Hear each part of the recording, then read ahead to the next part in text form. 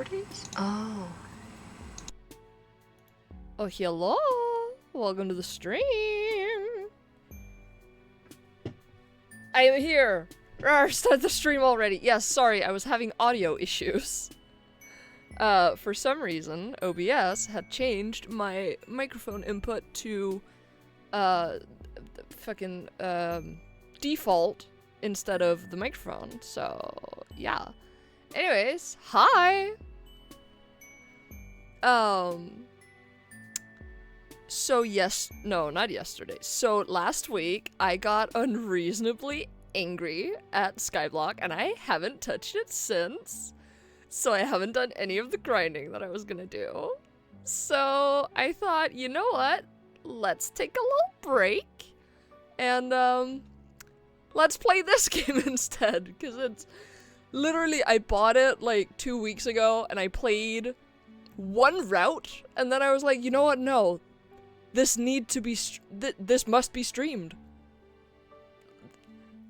I must stream this because it's really funny. And also, I can flex my voice acting chops and such, because I think that's fun. Ow. Hold on, my back has been fucky all day. Ouchies. A little note before we start. This is a Homestuck game. For those unfamiliar with Homestuck, it is a franchise where the language is eternally stuck in 2012-ish. So, you know, for a sec, it looked like you were wearing a bathrobe, and I was like, what an icon. You're still an icon, just not one with a bathrobe. No, I'm wearing, hold on. I'm wearing the shirt that I've been sewing. I finished it. It's very nice. It has very big sleeves. The sleeves are fucking huge. Like, look at that. Look at how huge those sleeves are. They're awesome. And I've been wearing this shirt for like 2 weeks. Anyways, as I was saying, so the language of this game may or may not, have some slurs in it. To my knowledge, no racial slurs, which is good, but it might have, the R slur and such. I will not be censoring any of the text. I will be reading it aloud as it is presented. If you are sensitive to that kind of language, this is not the stream for you. This is not the game for you. Be warned. I don't know what will and will not come up, but Homestuck as a franchise has some, yeah, it's stuck in 2012-ish. Back when, you know, calling each other gay was funny, and saying the R word was also funny, or something, I don't know. So yeah, like I said, I've played one route of this entire game, and I needed to show you guys. So, Volume 1 of Bloodthirst and Bratwurst. You have just crash-landed on a planet called Alternia, and staggered from the smoldering wreck of your ship. You are now completely alone in a strange world. Desperate for information, for provisions, and possibly a bit of medical attention. Curious. It is a conscious choice to keep the language the same way. Is it a conscious choice to keep the language the same way? Or is it because Homestuck is just old? Bit of column A, bit of column B. I do think they have updated the language for specifically the games, because the games, like, came out semi-recently. Homestuck is old. Homestuck started, I think, in 2012 and ended in 2016, I want to say. It is an old webcomic. It is old. For the internet, at least. The games are significantly newer. Like Friendsim and Friendsim 2 are the newest, I believe. And Hiveswap, which Friendsym is a spin-off of, is currently coming out. I have Act 1 and 2, and Act 3 should be coming out later this year, I think. And playing through those, the language is definitely updated. Like, it's mostly a warning of, I don't know what the language is going to be like, because in the series, it's not great. Okay, Rad, choosing to keep an old internet language for a new game certainly would have been a choice. Yeah. Anyways, let us continue. But most of all, you are desperate for friendship. And this is the reason, this is the moment that I was like, oh, I need to stream this. This is funny. Won't someone on this godforsaken rock be your buddy? Any weirdo will do. You're not that picky. Hang on. What's this now? Is someone approaching? And now we have a choice to make. We can either choose Ardata Carmia or Diamond Shikali. Jesus, I cannot read. So who shall we choose? Who shall be our buddy? Our friend, our chum? Our bosom bud? Who shall we do? I did one route of Ardata on my first playthrough. I will attempt to do a different route for Ardata if we choose to go with her. Oh my god, Ardata has many eyes. Yes, she does. Yes, she does. She has 3, to be specific. Also, again, if you're unfamiliar with Homestuck, this is going to be a trip. Because we are friendshipping trolls. I vote for wiener horns. Oh god. So we have 1 vote for Ardata and 1 vote for Diamond. Okay. I'm gonna say, unless someone comes in, right now, and skews the vote, then I'm gonna say we're probably gonna go for Diamond, because I have done Ardata already, and yet I really want to do the other, another route of Ardata, because she's a lot of fun. She's a lot of fun, and I think you guys will love her. Alright. 3, 2, 1. Okay, we're doing Ardata. We're doing Ardata because she's so much fun. She's so much fun. And I love her. We're doing Ardata. I'm so sorry, Lou. We will do wiener horns later. Okay. Yes, someone is approaching. A strange gray-skinned alien clad in blue. Perhaps they will make for a good friend? Dear God. And just what are you supposed to be? Your stammering reply eventually conveys that you are a lost traveler who is hungry and probably in some need of medical treatment. You're also really lonely and wouldn't mind making a new friend right about now. Oh. Oh my.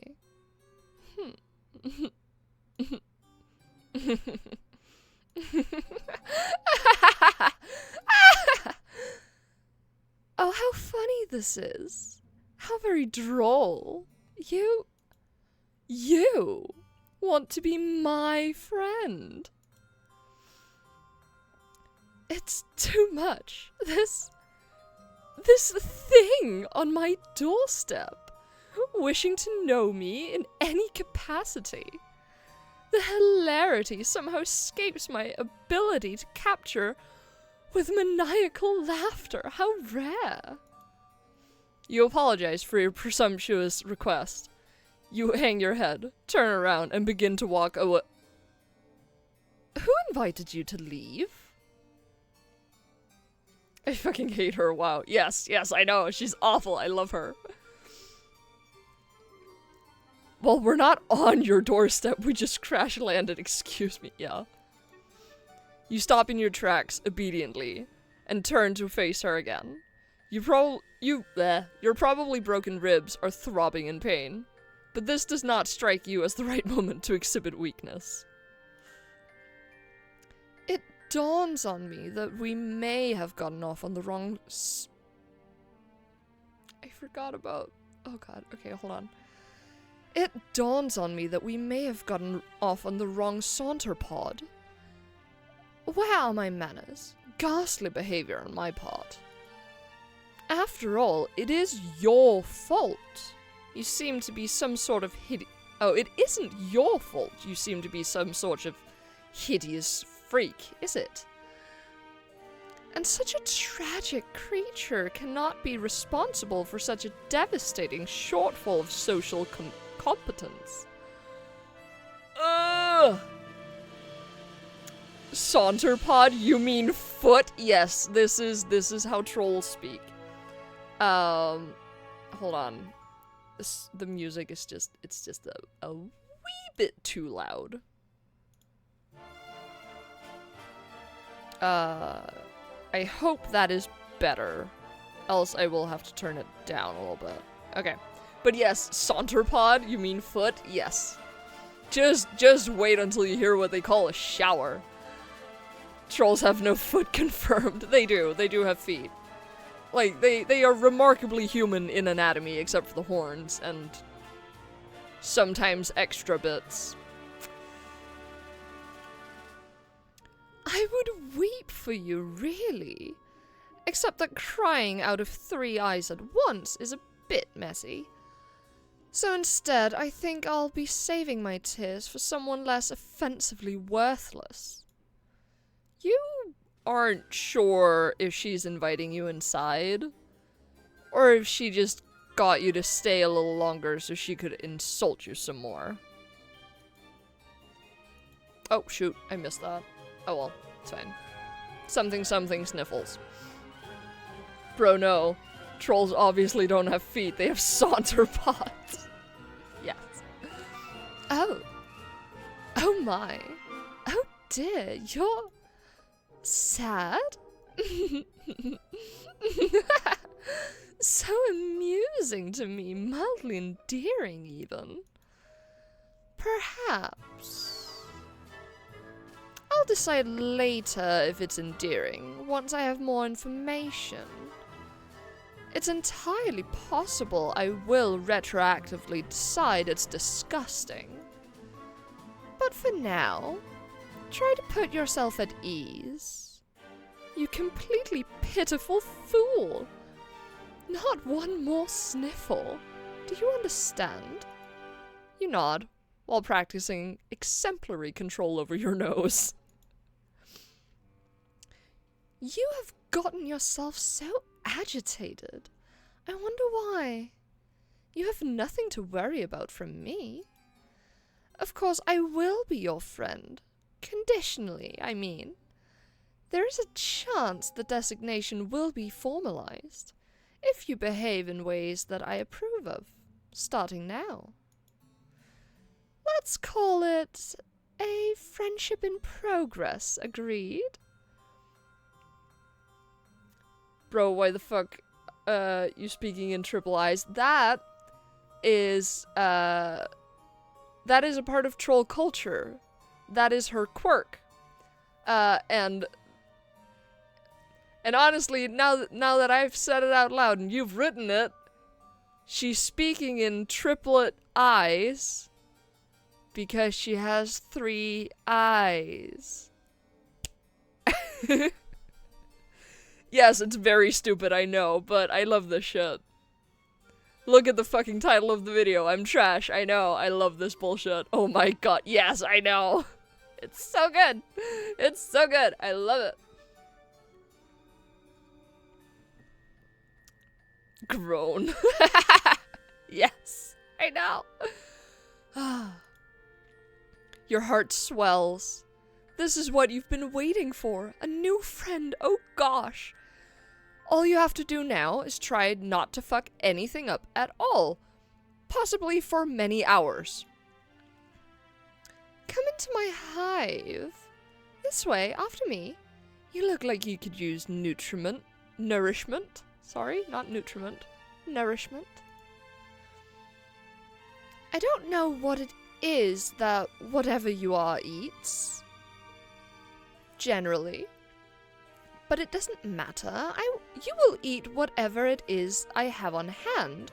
If I tell you to. How does that sound? How does it sound?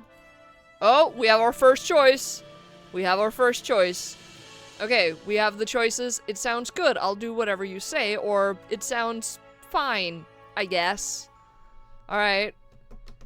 I'm gonna need you guys vote 1 or 2. 1 or 2. Question. Are we human in this? Or are we, like, something else? We are human. Oh god, either submissive or tsundere. I vote 2. Also, not to sway the vote, but I did choose option 1 on my first go-through because I very specifically wanted to see what would happen if I just go along with whatever she said. So I also vote 2. Because I think that will take us down a completely different route. Which will be interesting. Lau, what's the verdict?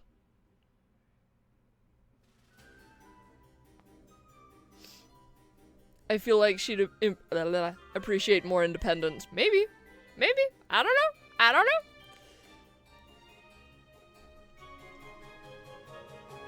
Alright, are we doing option number 2? I think we're doing option number 2. She's gonna lock us in her basement either way, so 2. Spoilers! Alright, that sounds fine, I guess. Get the fuck out of my face and never come back. Aww. Aww. Okay. Okay. Well, that sucked. Okay, we're gonna try that again. Welp. Yeah. Okay, we're gonna try that again. We're gonna try that again. We're just gonna breeze past all the blah, blah, blah, blah, blah. We're not reading all of it again. Okay. We're doing option 1. Color, you're giving mixed signals here. Lol. Alright. Sounds good. I'll do whatever you say. Yes? Yes. Obviously it sounds good. You will definitely enjoy it. We just sounded mildly dejected and she fucking hauled us out. Yup. Yup. You have to remember she's a blue blood, Lou. Fragile fucking thing. Yes. Yes. She's a blue blood.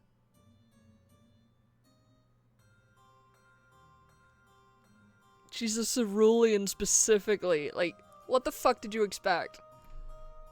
I have no idea what the fuck a blue blood is. Well, it means that her blood is fucking blue, dude. Okay. Oh. Oh. Apparently, I can go back by scrolling. Royal as. Not quite, actually. She is high on the hemospectrum, but she's not actually a royal. You will enjoy everything I provide you with, and tell you to do. I can't imagine any sort of negativity or disagreement coming from one of my friends. I will assume that we share this philosophy. When it comes to friendship, you say, oh yes, absolutely. You nod as enthusiastically as you can, without aggravating your broken ribs. Blue blood in general is about royalty. She def acts the part. Well, yes, but according to the hemospectrum, she's not actually technically a royal, but she is pretty high on the hemospectrum. I'm not going to explain, because I think this is fun. Also, our ribs are broken. You consider giving her a thumbs up as well until you realize one of your arms is probably broken too. You try to make sure she doesn't notice though. It would probably leave a bad impression. I'm gonna just turn down the volume in my own ears a little bit, cause it is, slightly deafening. Hemaspectrum, Christ. Yes. Yes, and I'm not going to explain. Ahaha. Okay, actually. Okay. I need you guys to let me know, is the music really loud? 'Cause it feels like it's really loud. Like, I can barely hear myself over the music.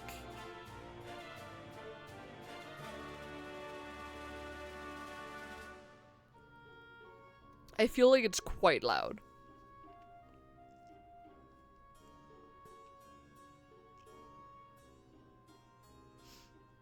It's kind of loud, but not unbearingly. Okay, I will turn it down a little bit more.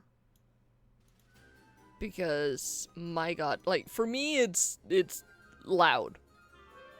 I've got my own music on, and it's not being disrupted by the stream's music. Okay, fair. Okay, blah, blah,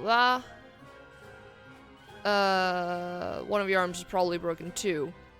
You'll try to make sure she doesn't notice, though. It would probably leave a bad impression. Come with me. There's something I need your help with. You follow her into her hive. It's a bit gloomy in here. You suppose she's going to fix you something to eat soon, as promised. You pass through her kitchen and out the other side to another room? Okay, you guess dinner can wait. This way. Try not to let any of your broken limbs slow you down. A good friend wouldn't allow such trifling physical ailments cause me any inconvenience. Oh, so you guess she does know you're injured. Fair enough. You hobble a little faster through another door into a much darker room, and now down a flight of stairs? Girl, help. We can't do manual labor. Please, girl, help. She's not gonna help. It's hard to see. There are torches along the wall ahead. A monstrous noise rumbles below. Don't mind her. She's just hungry. She's always hungry, though. What's that? You're hungry too? I have not forgotten. What sort of piece of shit friend do you take me for? Okay, so the color of Troll's blood is indicative of either status, behavior, or both, and apparently also makes them massive cunts.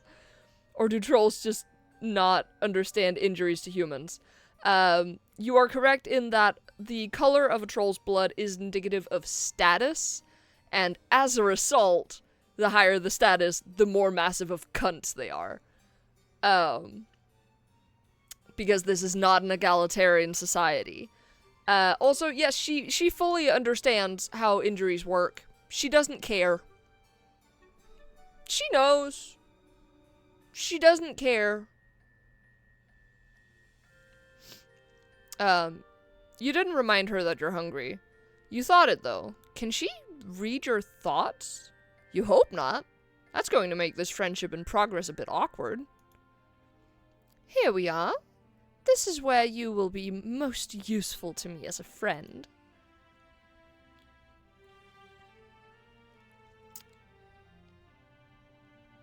Ah, she's just being a dick about it. Good to know. Yes, she is. I'm gonna do a little sippy sip, a little hydrate.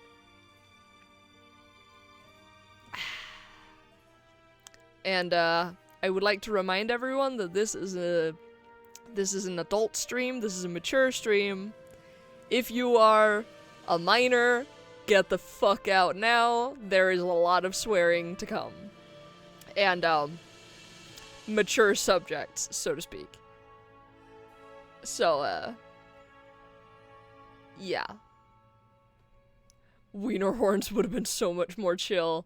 I mean, probably. He has a red blood. Hold on. There's my candy. I want some candy. Like, he is a cherry blood, so yeah, probably.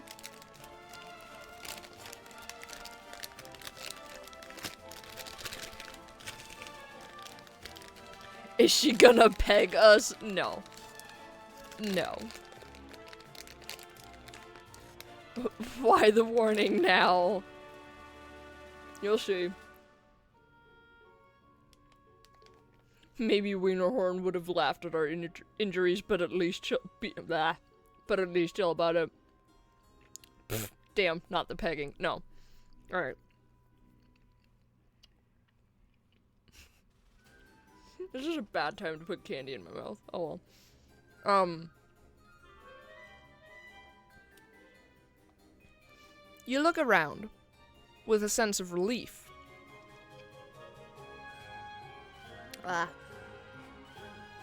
You see no sign of whatever hungry thing was grumbling down here. You're less relieved to see several other kids trapped in cages of various shapes and sizes. One of them makes eye contact with you. The boy's the same kind of alien as her, horns and all. He has a dark red symbol on his shirt. His expression seems to plead with you. I'm sorry? Yes. He struggles to say, help. Your new friend looks amused and twitches her fingers. Help. Blow, he says. Help, blow. By which I mean hello, of course. Looks like you're the new friend in progress, chosen by the great and beautiful Ardata. Cages? Yes. Bruh, I think getting kicked out might have been a good ending, actually.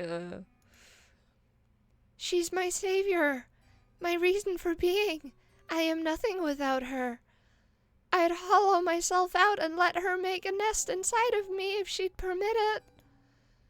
You turn away from this boy. You don't want to hear about anything he has to say ever again.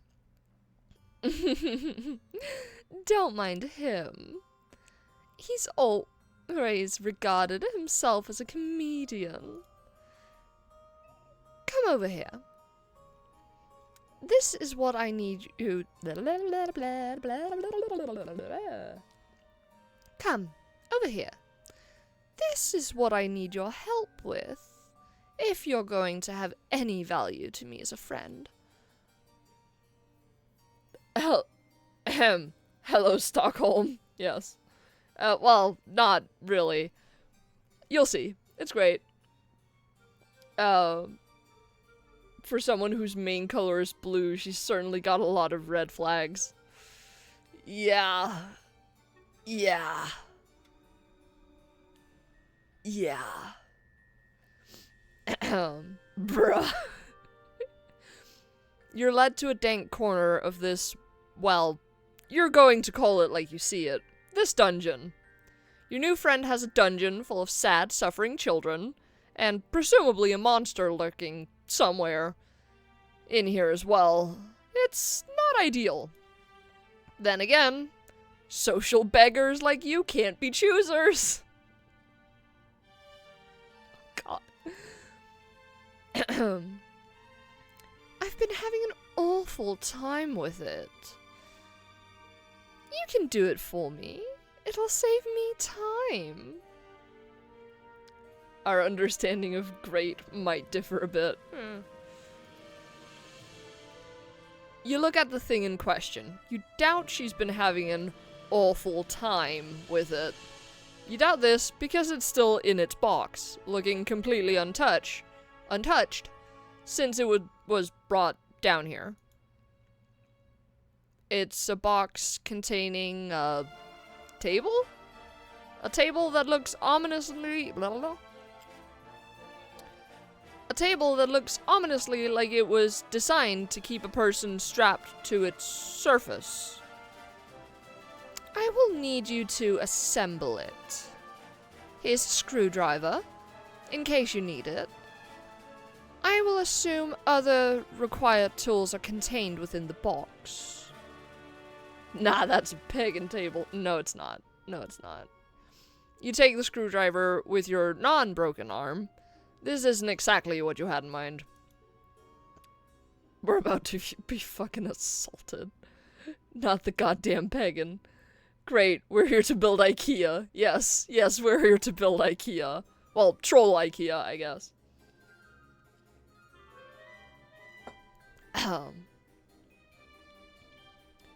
You don't know what you had in mind, really. A warm meal, and friendly banter. Perhaps a sling for your arm, and a remedial balm for your ribs. Still, you open the box without protest. The bucks. I don't know what it is with me and O's and U's and... Nah. Hold on. Before you start, this will make for excellent content. My fans will appreciate this.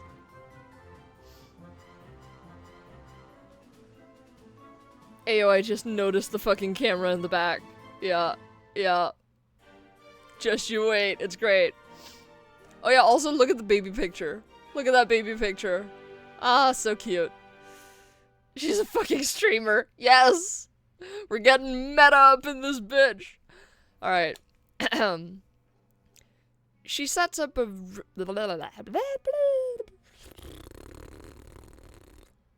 I can't fucking speak today. She sets up a video recording device on a tripod and points it at you. A video feed comes to life on several monitors. Just behind you, you see in one corner of a screen an unflattering angle of your torso hunched over the furniture box. Other rectangles contain shots of the other kids in cages around the room. You suppose cameras are pointing at them too. You had no idea this friendship came with the perk of instant stardom. Now you may begin.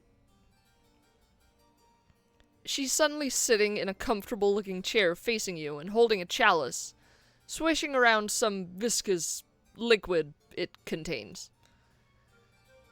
You have all the parts spread out on the floor, organized according to their label in the instructions. You try to remember the last time you assembled something like this. You don't recall enjoying it. To be perfectly honest, this doesn't look like it will be fun at all.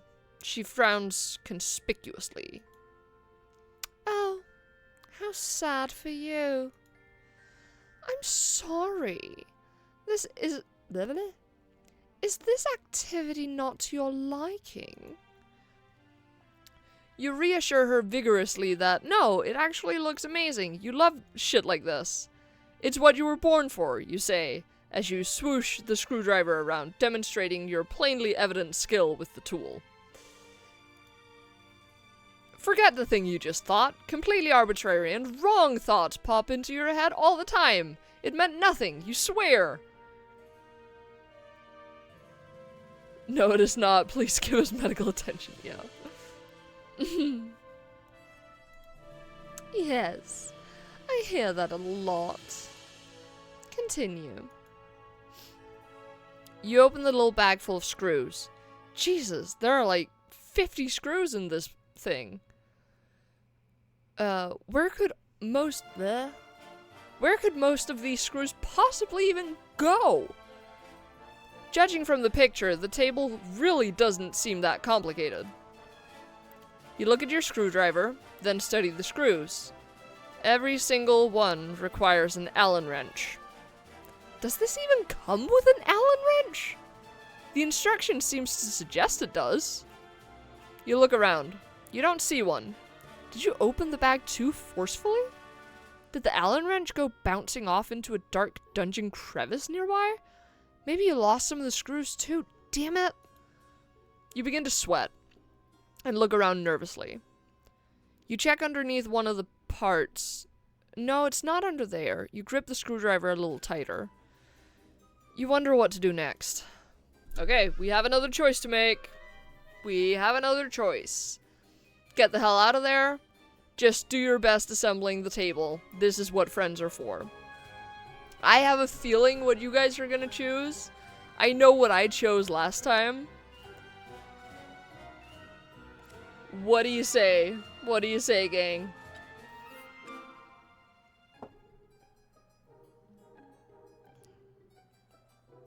Are we gonna get the hell out of here? Or are we just gonna assemble it as best we can? Well, the last choice got us yoded. Well, yeah. Yeah. Can we save before choosing? Yes! We can! I just saved! Hey! So what are we doing? 1 would be my instinct, but I feel like story is behind 2. Probably. Shall we do 1 just for shits and gigs? Because I chose 2 last time. Shall we do 1 just for shits and gigs?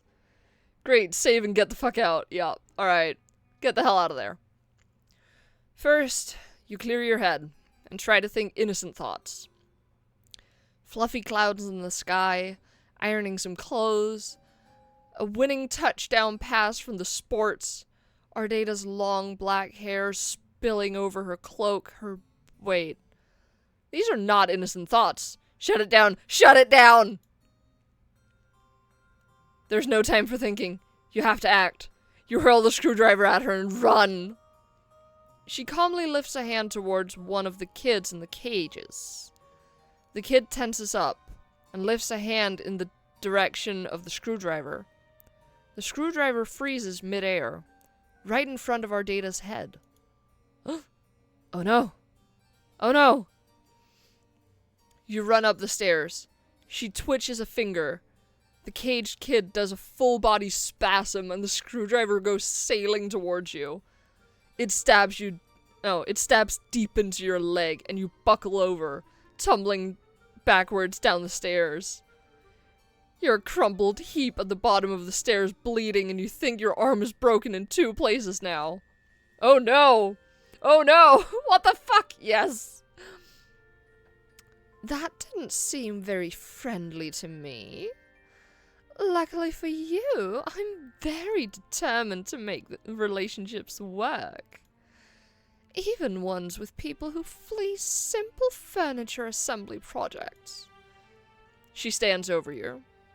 You attempt to pull the screwdriver out of your leg, but your entire body locks up. You can't move. She holds an outstretched hand above yours. No, above you. You shouldn't try to move yet. And you certainly shouldn't try to pull out that screwdriver. You'll get blood everywhere. To my 3 little eyes, under the present conditions, it seems to me that only one of us should attempt walking up these stairs. You feel relieved. Perhaps she has some alien means of levitating you up the stairs? Wait, no. Your body's tensing up again. It's moving without your permission.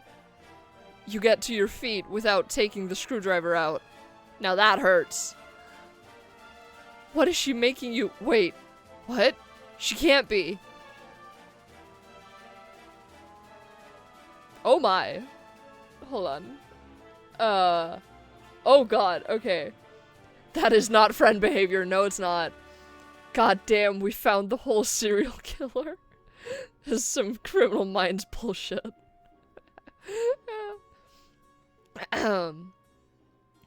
You use both of your arms and all of your strength and pick her up entirely.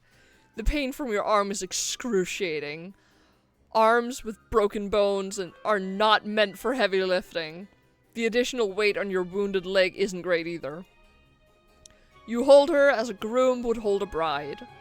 She wraps her arms around your neck and hang on to you in what strikes you as an overly familiar manner. She looks directly into your eyes and grins. This is better. Now, onward and upward, new friend. Your legs begin to operate without your consent. They wobble and struggle under the weight. The wound throbs. You lumber back up the long flight of stairs, carrying her all the way. Oh no. Whoa, personal space, girl. Yup. Yup. You take her back to the kitchen and set her down on a chair seated at the table. You didn't think I'd forget about dinner time, did you? Let's put your unfriendly behavior behind us. It's a good thing for you that I'm benevolent enough to overlook disgusting acts of betrayal. You may have noticed I keep several friends in my hive, who I have similarly forgiven. Consider the transgression blood beneath the abattoir. I would like to opt out of this friendship now, please. Stop being weird. I'd like to unsubscribe. Hey, the route is continuing. That's a lot better than last time. You exhale. Now that she mentions it, yes, you are hungry. Maybe a warm meal will lift your spirits and get this heretofore turbulent friendship back on track. Maybe you'll even get the chance to pull this screwdriver out of your leg. You pull out a chair and attempt to sit down, but your legs lock up. And then you stand again. Apparently, this was not the right thing to do. Oh, but why are you sitting? There's cooking to be done. You stagger mechanically over to the fridge and open it. You pull out a large hock of some sort of alien mystery meat and put it on the counter. With your broken arm, you reach in anguish for a big dangling meat cleaver. You chop the hock. Jesus, that is hard to say. Wincing with each swing of the cleaver. You place the sliced meat in a frying pan, searing it lightly, and serve it on a plate, very rare. Just the way your new friend likes it. Bro, your arms are broken and you have a stab wound in your leg and you think food is gonna make it better? Girl, please. Yes. You didn't know that's the way she liked it, but you surmise that this is what she prefers in a piece of meat, since technically she is the one doing the cooking. You put it on the table in front of her, along with a fork and knife beside it. Your muscles relax, as you apparently are allowed to control your own body again. She does nothing, except for look at you with a pleased expression. You eye the meat in front of her. Then the meat on the counter. And the chair on the other side of the table. What should you do? Prepare a plate for yourself? Is that what she wants you to do? Well, it looks like you're confused. Isn't it obvious what to do next under your own volition? A good friend would know what to do. In fact, I don't think a good friend would take nearly as long to decide what the right thing to do next is. It actually seems to me that a very rude friend would hesitate for as long as you are hesitating. Or perhaps someone who's not a friend at all. You begin to sweat again. You clearly don't have much time to make up your mind. If you wait for even a few seconds longer, you will probably be guilty of being a bad friend. Maybe even a dreadful one. That's not the type of person you like to think you are. What will you do? Oh gosh. I mean, okay, I don't really have to save because we have one choice. We have a single choice. Bro needs self-respect for real, yeah. If we're gonna be feeding her, I quit. That's the only choice! You stabbed me, you crazy cunt. Damn it. Feed her. This feels like the only obvious thing to do. She's looking up at you quite expectantly, not expectingly. You reach for the fork with your good arm. You go for the knife with your other... Ow. You can't do it. The arm is much less serviceable than the muscles, when the muscles are not being forced via psychic override to disregard the pain response. Nevertheless,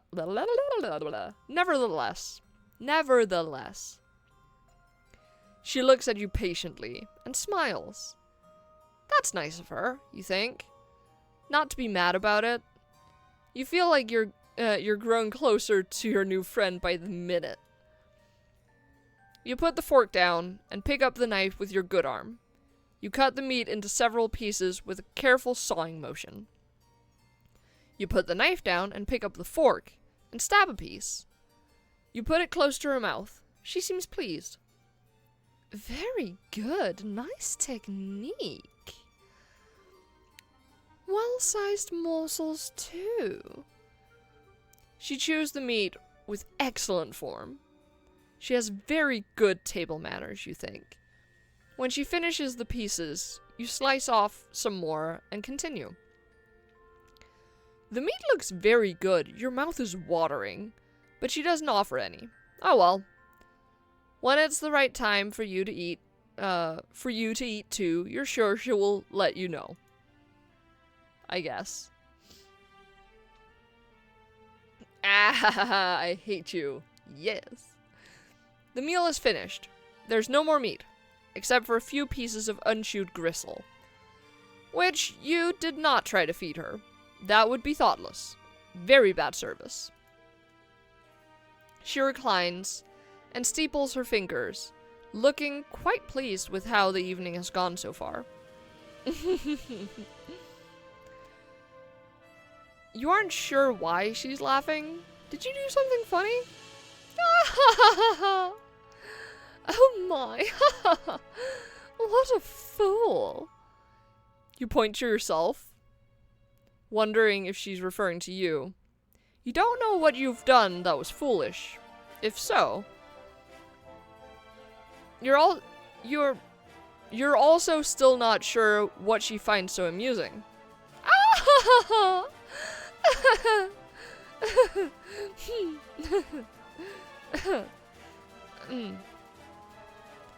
She pauses her laughter for a minute or two, then slowly begins to frown. A faint blue tear rolls down her cheek from her bottom eye. The truth is, I don't even know why I'm laughing. This isn't very funny, what's happening here. It was a good dinner. You did a good job. However, you are... Oh, whoever you are. Is she gonna feed us the leftovers? I highly doubt it. She puts her face in both her hands and sobs quietly. Oh no. You have no idea what to do about this. You stand there, still holding the fork, feeling a bit useless. There is a lot of pressure, you know.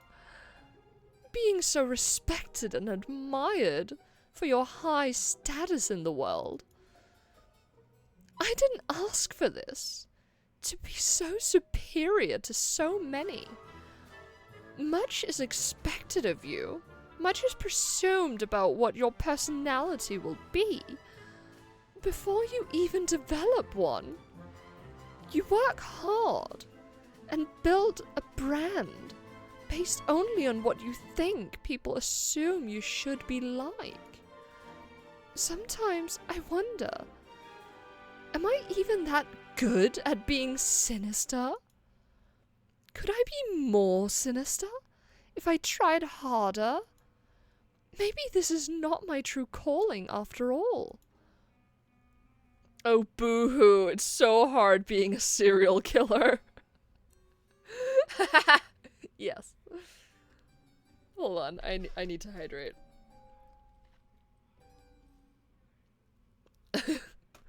Oh my god, that's so very fucking sad for you, you sadistic bitch.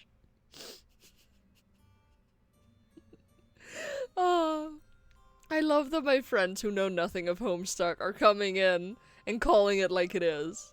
Because yes. Yes. I'm a little bit dizzy. Holy shit. Hold on. I need to stretch my leggies. Okay. You begin to offer a hand of sympathy. This all seems heartbreaking to you. Your poor new friend. But your jaw muscles contract, and your mouth shuts involuntarily. You guess it's not your turn to speak yet? Okay, that works for you. You like to be a good listener to your friends. But what would happen if I changed my brand? If I stopped being so sinister online? My friends and followers will deride and reject me. And my superiors will eat me alive. If I show weakness, if I scale back on my bloodthirsty content, will I incur the scorn of a wise-ass clown with 100 million subscribers? Hold on, my leg must be bent. Something is weird. Oh, I have dropped gummies all over my chair. Holy shit. Hold on. I have dropped many gummy on my chair. There we go. Maybe we'd call her out a little less if she was a dick. Maybe we'd call her out a little less if she was a dick? I physically cannot roll my eyes harder. It hurts. I'm sorry. I'm so sorry, but this is why I think this game is amazing. It's so funny. Like, I am steeped in Homestuck lore. I'm steeped in Homestuck lore. So like, I am genuinely feeling a little bit sympathetic towards her. Like, yes, she's awful. I love her. Wasn't I, see. She's awful. But like, I also get it. Because I know what Alternia is like. And it's awful. Will I be in a cage someday listening to a fucking tool honk his horn for likes? No, I must persist. How lonely it is to know this is all I can do until the day I leave this planet. I have no material or sensory comforts left for me here. Until I can get on a ship and fly away, pain is my only solace. Okay, now she's milking it. Ro, we gotta have a talk about people we're sympathetic towards. Listen, I agree she's awful. I agree. 100%. Traumatic upbringings do not excuse awful behavior. I am aware. But at the same time, she's a fictional person and I love her. She is my Draco in leather pants. That's why I gave her my best rendition of Ianthe Tridentarius' voice.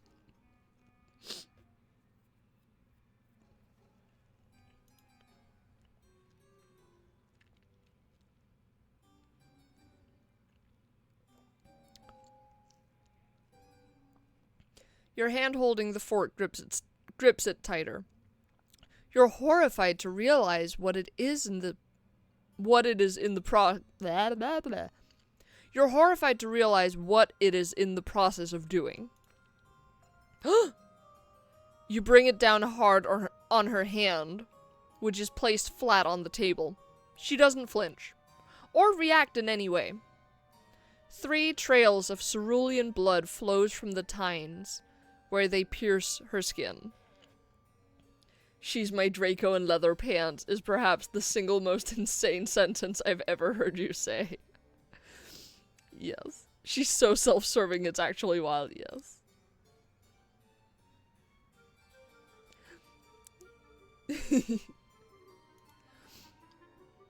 That wasn't friendly, you think, but then you weren't the one who did it, were you?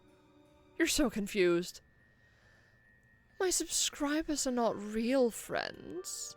They adore me only for my sinister content. The show I provide, my wicked, infectious laughter. I get jealous of them sometimes, because they get to watch my content. It must be thrilling, I think, but maybe I'm just jealous of them because they get to be people who aren't me. This is fucking deep, I know. Apologies if you cannot relate. Okay, yeah, she's the worst. She's the worst. Girl, can you chill? She pulls the fork out of her hand and lays it gently on the plate of gristle you didn't feed her. The people downstairs in their cages aren't my friends either. They act like they're my friends, though, and sometimes I even believe it. But they don't really want to be friends with me. Nobody does. The only person who has ever really wanted to be my friend, who ever tried to be, is you? You clear your throat and point to yourself innocently. That's it. I've decided. You have passed the test. You will be my friend. Officially. As such, I think a reward is in order.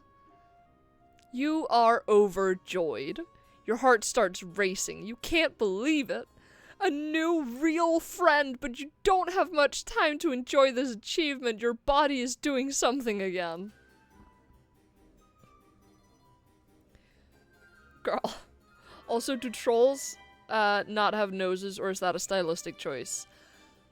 I think it's a stylistic choice. I'm pretty sure it's a stylistic choice. I am honestly not sure. I honestly do not remember. Great, can we get medical treatment now? Fuck! Oh wow, we're friends now. Can you fix my fucking injuries, please? God damn it, I knew it. You bend down in a strained motion and pick up the plate and fork. You position the plate over your wide open mouth and scrape in all the remaining gristle and begin chewing. Oh no! It's virtually inedible. Your mouth humors the act of chewing for 2 seconds, and then you swallow all of it whole in one painful gulp. Tastes like friendship. Yay! Friendship! I hate it here. That's it. I'm calling my mom. Fair. But hey, we did it. We got the good ending. Shall we do wiener horns now? Or shall we do someone a lot more chill? I know there are people on this list that are a lot more chill.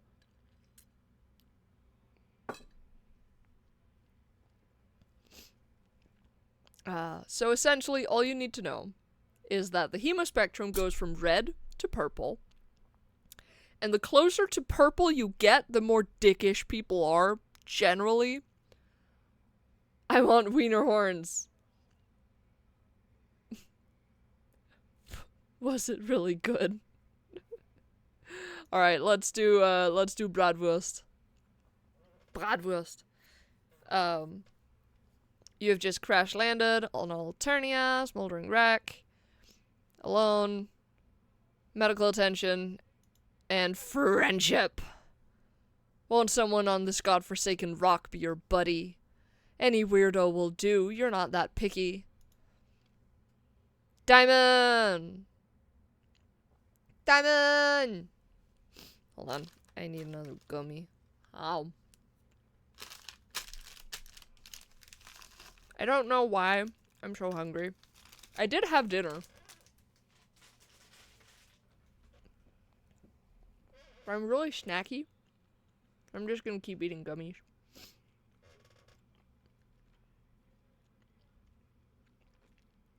I also don't know where the music went. Yes! Someone is approaching, a strange gray-skinned alien with a cozy-looking vest. Perhaps they'll make for a good friend? What's up? Oof. Hang on. Sorry. I didn't get to look at you before I started talking. I guess you're really weird looking. Kind of uncomfortable about this. Your stammering reply eventually conveys that you are a lost traveler who is hungry and probably in need of some medical attention. You're also really lonely and wouldn't mind making a new friend right about now. Hungry, huh? I see. Oh, I see what your game is. You aren't sure what he's talking about? Then your eyes drift towards the obvious target. That exquisite hot dog he's holding. It looks really, really good. Your mouth starts watering noticeably. Ah, no. I knew it. You're just like all the rest. Your agenda is to have me relinquish my delicacy. Well, forget it. I've been tricked out of 2 other oblong meat products this week already. I know you probably think I'm an easy mark due to my blood color, but I still have some dignity at least. Exquisite? It's green! Yes. Quite rare, one might say. You don't know anything about his blood color or why that would matter in this conversation about his hot dog. You're hungry, sure, but you didn't mean to cast a threatening gaze at his meal. Oblong meat product? Yes. Nothing is called what it should be.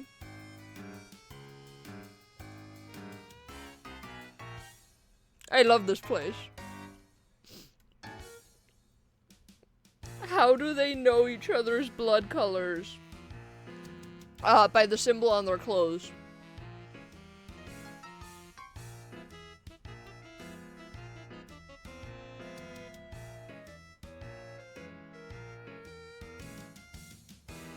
It is illegal to wear the wrong color on Alternia. Before you ask.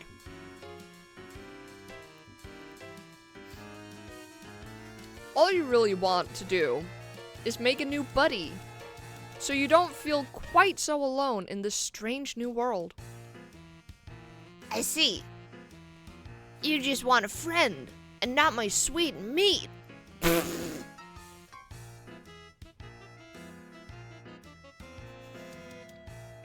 That seems stupid easy to fake. Well, yes, but it is also very illegal. Big Brother is watching and will send drones to cull you. Well, I should say Big Sister, really, but, you know, semantics.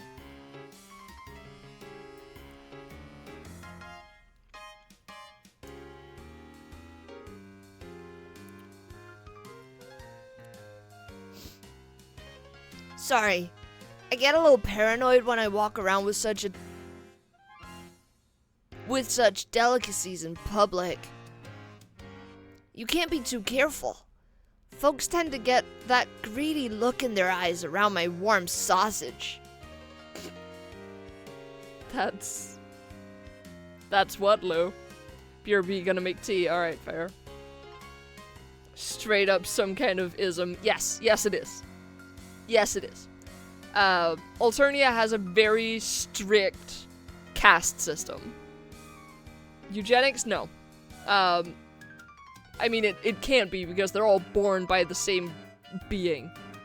The mother grub. It is a very, very strict caste system. Which is bad. They're what? Yeah, they're bugs.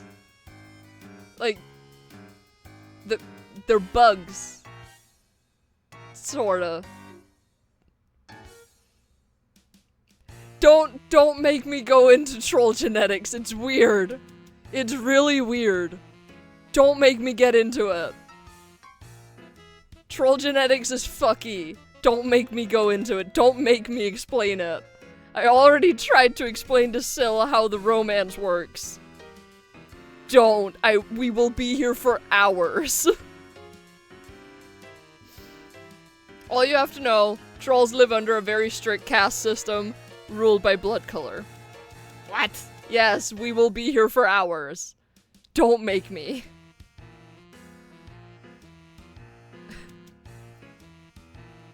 I have so many questions. Read Homestuck then. Just download the unofficial Homestuck experience. Read it. You will have all your questions answered. Anyways, let's continue. These are odd ways to express the things he's saying, you think. But it would be rude to point that out. Probably best to change the subject. Get this blossoming friendship moving in the right direction. Alright. We have a choice to make. We're gonna save. We're just gonna override that. We have a choice to make. Ask if he lives nearby, or ask if you can have a bite of his hot dog. It looks amazing. But I don't want to be nerd trash. You're already nerd trash, you nerd trash.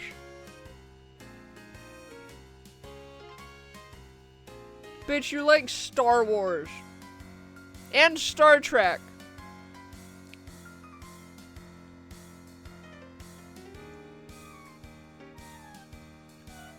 I watched the horny episode with you. One of the horny episodes.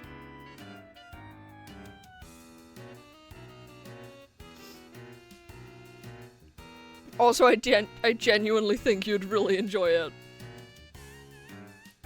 Perfectly sophisticated fandoms, thank you very much. Is it? Is it? Anyways. We have a choice to make, guys.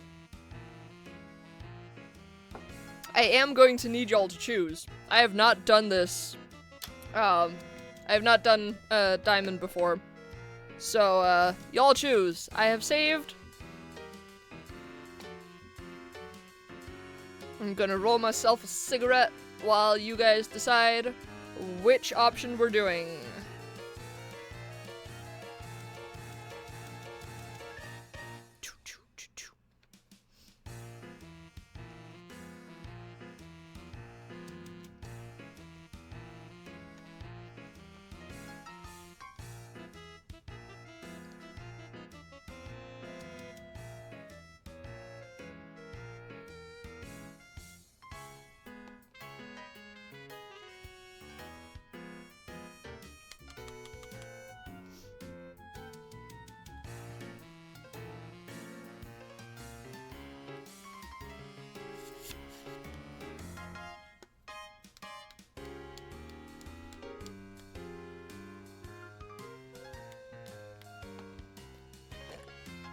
Guys, if you...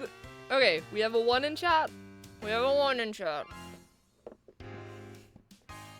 We alive, God bless. Yes, we are still alive. We are still alive.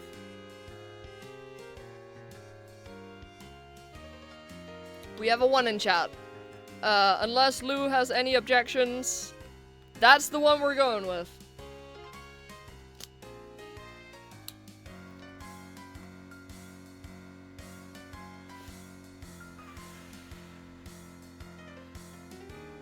Going once. Going twice. Alright. We're gonna ask him if he lives nearby. Yeah. Or, I used to, I mean. My place was bombed by drones a while ago. Now I don't have a hive, but I'm making it work out here. Foraging for tasty things when I can. I've gotten pretty good at it. Talking people into giving me meat products, I mean. You quickly feel a sense of pity for your new friend. You thought you had it rough, crash landing here, hungry and friendless. And come to think of it, feels like your arm is broken? Your ribs too, maybe. But enough self-pity. This is about making a new great friend. You ask your friend if there's anything you can do to improve his life. Oh wait, are we friends now? Like, is that official? Man, I don't know. Why don't we slow it down a bit? See how things go? Not saying it's out of the question. I just think I should take some time to see if you're actually friendship material.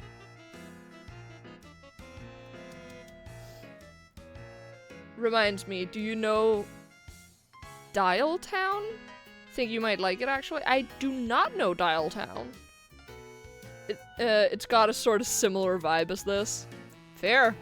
I do not know Dial Town. Send me a link and I will check it out.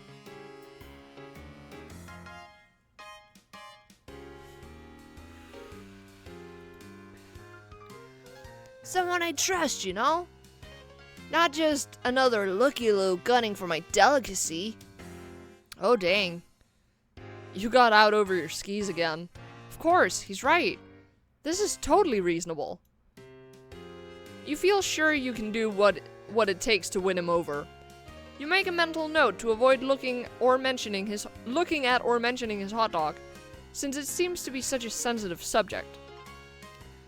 It's a dating sim where you are a phone person, I think. It's rather charming, and to my knowledge, there's zero slurs. Incredible. Murder sausage face, they don't want to be friends, they can be our enemy. No, we want to be friends! Also, hi Terrell, welcome to the stream. Good to see you. You do everything in your power to avert your gaze from the hot dog. You are aggressively not looking at it, in fact. Don't think hot dog thoughts. Don't think hot dog thoughts. It's working. You aren't thinking about hot dogs at all. It's like he isn't even holding one. And no one ever even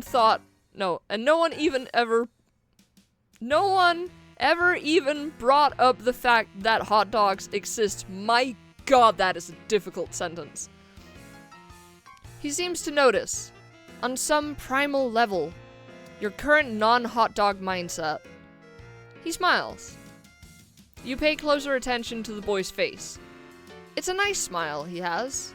Actually, very kind, disarming. A few freckles here and there, a mop of messy hair draping over his eyes. What a nice friend this would be to have, you think? He's kind of adorable, really, if you disregard the prickly attitude about his hot dog. Okay, wait a minute. You don't want to start thinking thoughts that are too friendly. You should dial this down a little. Stick to the basics. You just want a cool, new friend, nothing more. You should try to spark up some non-meat related conversation soon, before things get awkward. You wonder about his house. It got bombed? Yeah, you know. I don't. Sorry for the quiet. Had to do my job for a sec. Okay, that's totally fair. Boo. No, Terrell, it's fine. He's allowed to do his job.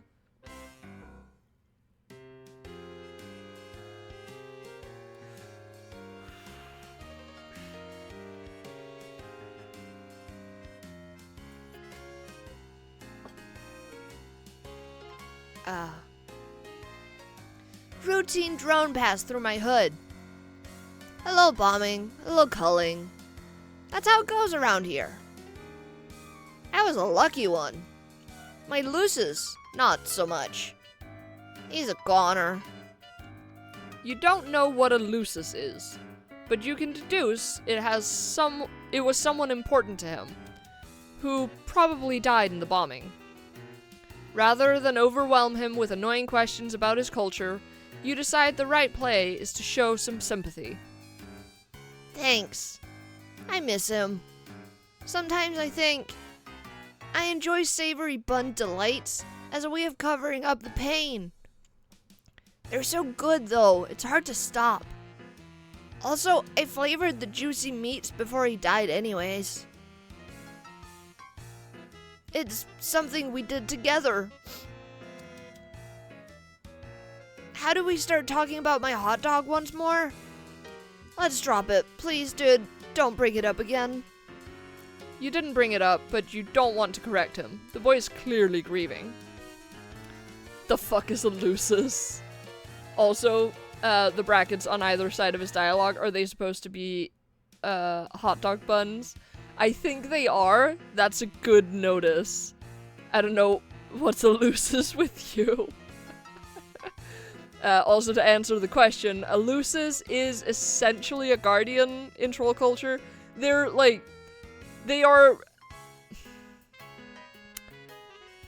a strange mix between a guardian and a pet. Like, it's a symbiotic relationship, essentially. They are not trolls, but they do kind of fill in the role of, like, an adult, but also a pet, sorta. Troll culture's fucking weird, dude.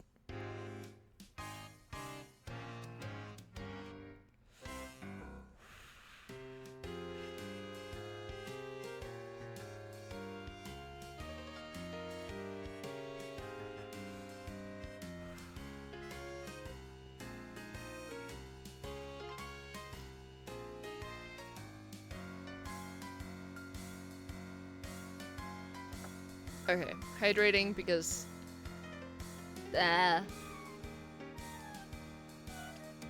Okay. You see two faint red tears roll down his cheeks from behind the messy bangs.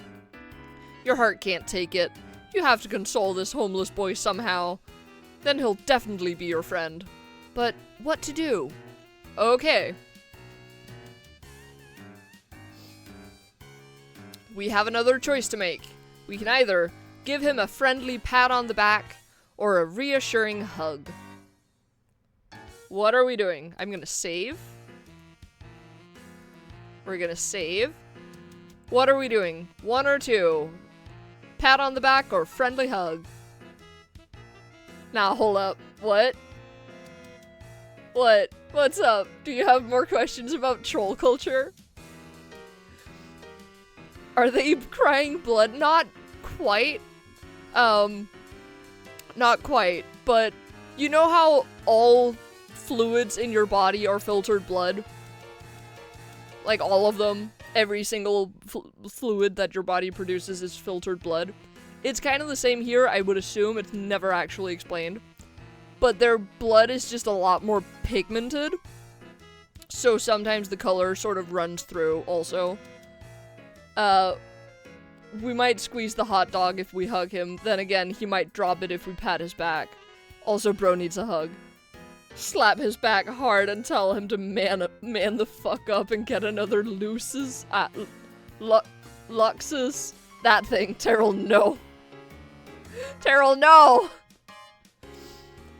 I think... So, Lau has a point.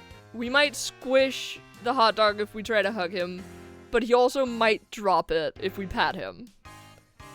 What are we doing, guys? One or two? Terrell, yes. No!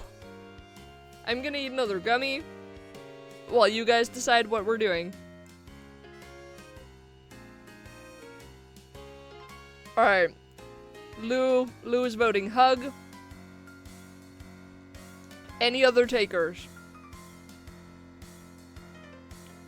We finally have enough people for a tiebreaker. Come on. Come on, guys.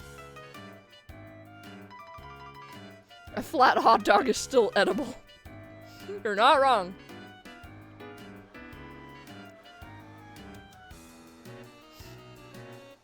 Fine, let's hug the sad homeless troll boy. Alright.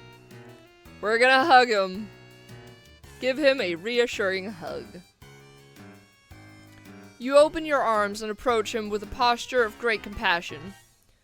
You furrow your brow upwardly a bit, as if to say, I know how hard it is.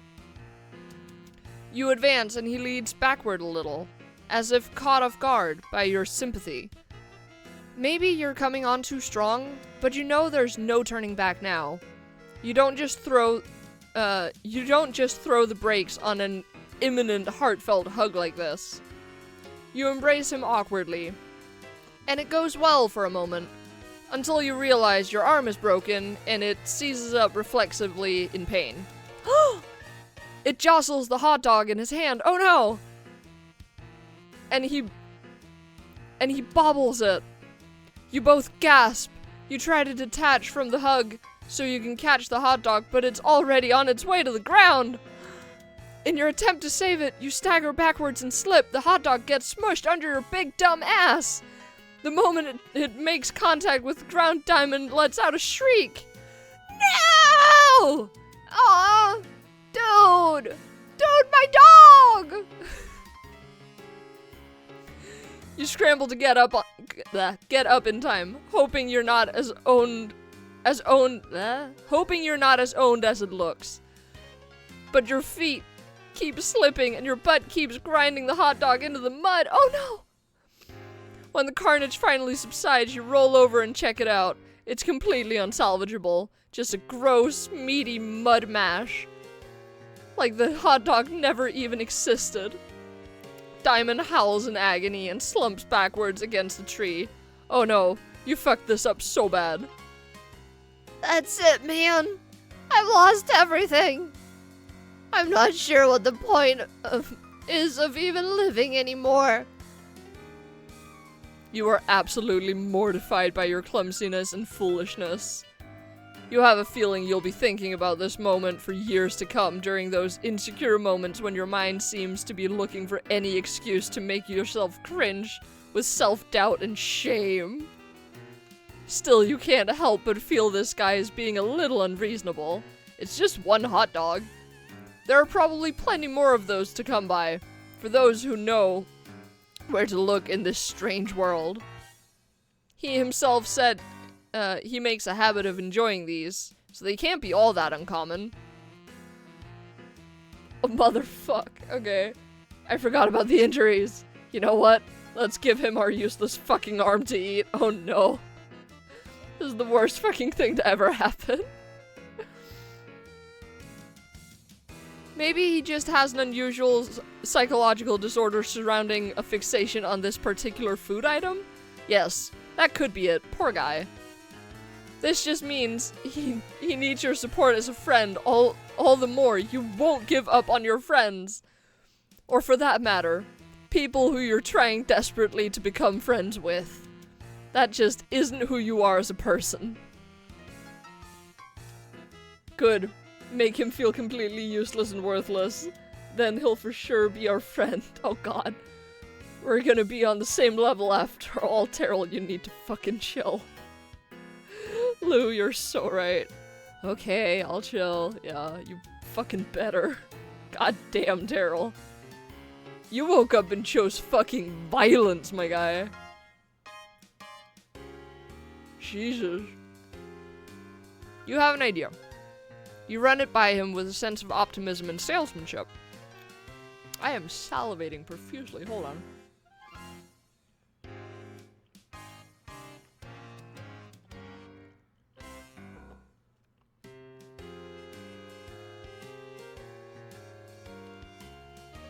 The past is behind you. There's no need to wallow in self-incrimination and guilt over the hot dog incident. Diamond perks up a little. You want to help me get another hot dog? Absolutely. It could be a fun adventure, you say. Something to bond over. To bring two new buddies closer together. Okay, you don't say that out loud, but you really hope it's true. I don't know. Could be a long shot. Sometimes it can be days before I'm united with another plump treat. Ugh. Glistening with perspiration. Ugh. Ugh. Steaming, relaxing comfortably in a soft, melt-in-your-mouth loaf. Damn. Now I really want a hot dog. Guess I don't have much choice but to take you up on your offer, do I? What do you have in mind? Oh god, this voice. I don't know why I chose to do this voice. It is painful. I need to hydrate.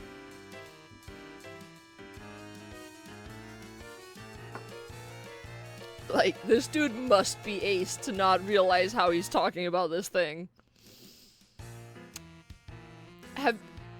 Lou, have you ever met an ace person? They are the dirtiest motherfuckers. Lau, back me up here.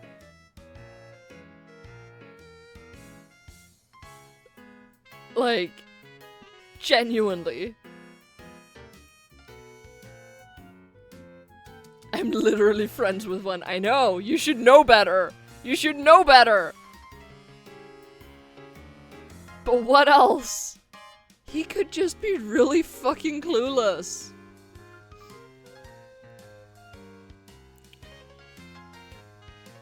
I mean, I don't speak for all aces, but yeah. Anyways, it's a good question. You haven't made a plan yet, and frankly, don't even know where to begin. But he's interested in spending more time with you, which is the most important thing. You'll figure something out. You decide a display of confidence is called for here. A real show of leadership to improve morale. You smile, hold your head up high, and tell him to follow you. You know exactly what to do. Actually thinking harder, I'm friends with several aces. Yes, you are. Well, not really. But you give no indication of that at all. Wait, did I? Hold on. Ah, you know exactly what to do. Yes, got it. He's definitely intrigued. You've got him hooked now, you think. He's probably wondering if he can hit pay dirt. What? He's probably wondering if he can hit pay dirt. Can someone please explain the term pay dirt to me? Because I do not understand what that is. Finding a new friend with the hot dog hookup. What the fuck is pay dirt?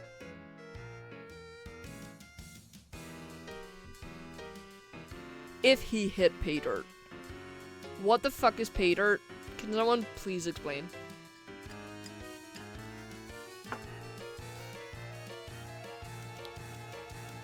Of course, you don't have the slightest idea where to find a hot dog. But you've got to admit, you're enjoying the feeling of being important and valued by a potential friend. It's dirt that's valuable. I assume it's like the jackpot. I mean, probably. Oh well.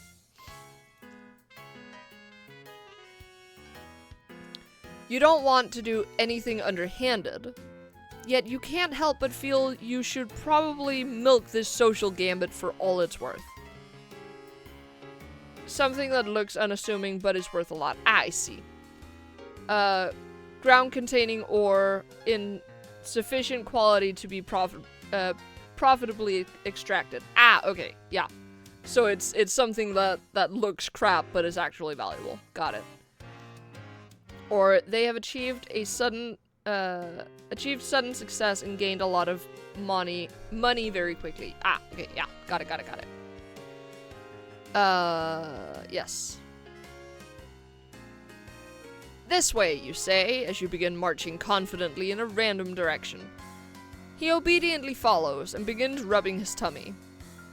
You begin to feel nervous almost immediately. You have absolutely no idea how this is going to play out, or if it stands any chance of resulting in a hot dog at the end of the journey. Oh well, you'll figure something out along the way. Oh, stretch. Big stretch. big ol' stretch. Thank you.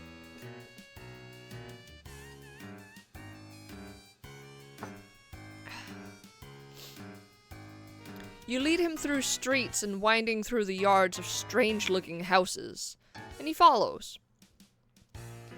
He takes care to make sure you both are not seen, which could get you both into trouble, apparently. The improvised circuitous route appears to provoke his suspicion. Oh no. Dude, are you sure you know where our dog is? It seems like maybe you're lost. Oh, absolutely. You're absolutely sure you know where to find one, you say. You're just throwing anyone off the trail who might have been following you. He nods solemnly, as if that makes perfect sense. Phew. But you can't keep him guessing like this forever. You've got to do something. Take some bold action to keep his interest in this wiener quest. You say, this way, down here. This is a shortcut to the hot dog supply you're privy to. It's the mother lode. In the sewer? Yes, totally. That's just a short trek through the sewer. Shouldn't be more than another hour or several of sewer trudging. That is, if he still has the will to do what it takes to get his hands on more juicy dogs. Oh, hell yeah. You know it. After you, man. Hold on. What in the absolute hell?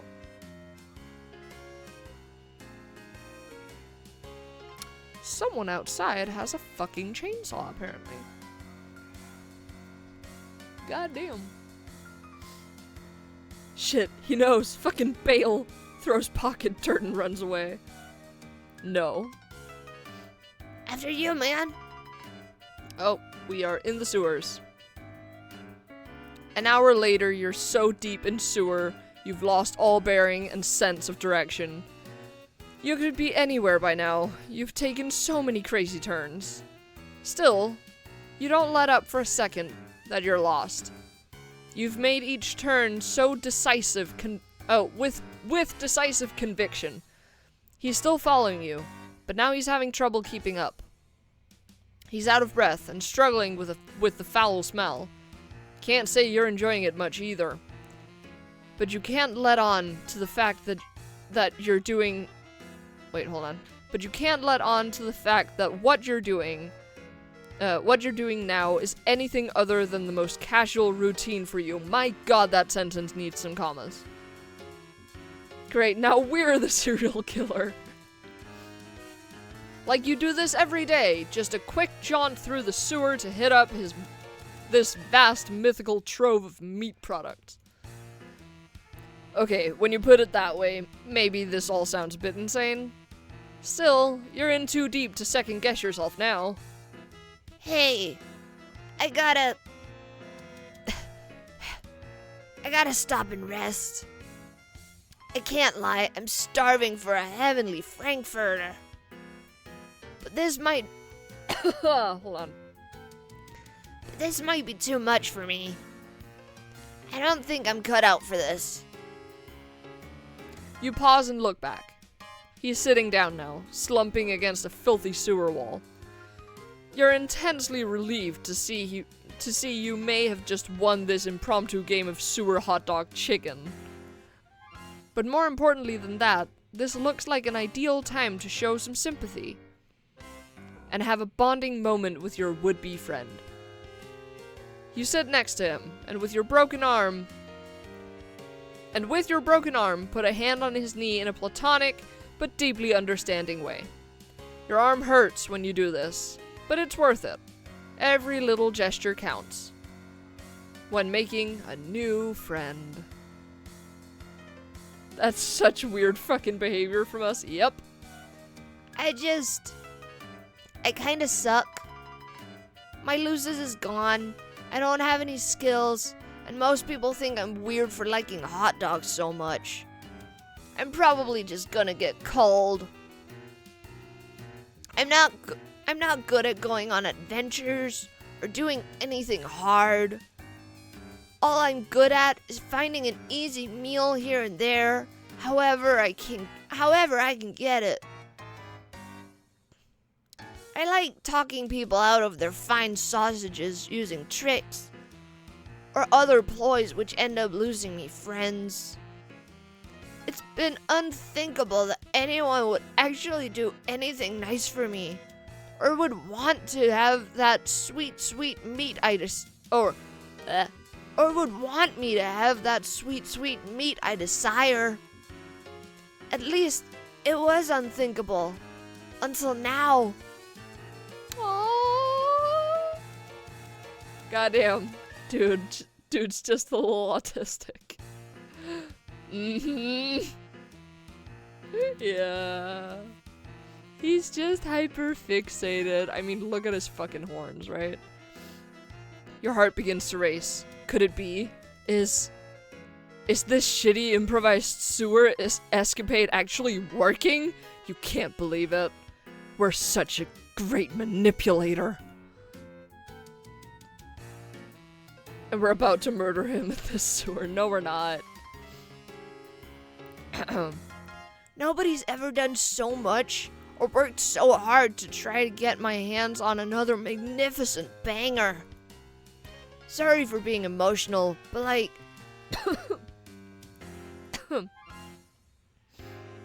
This is new for me.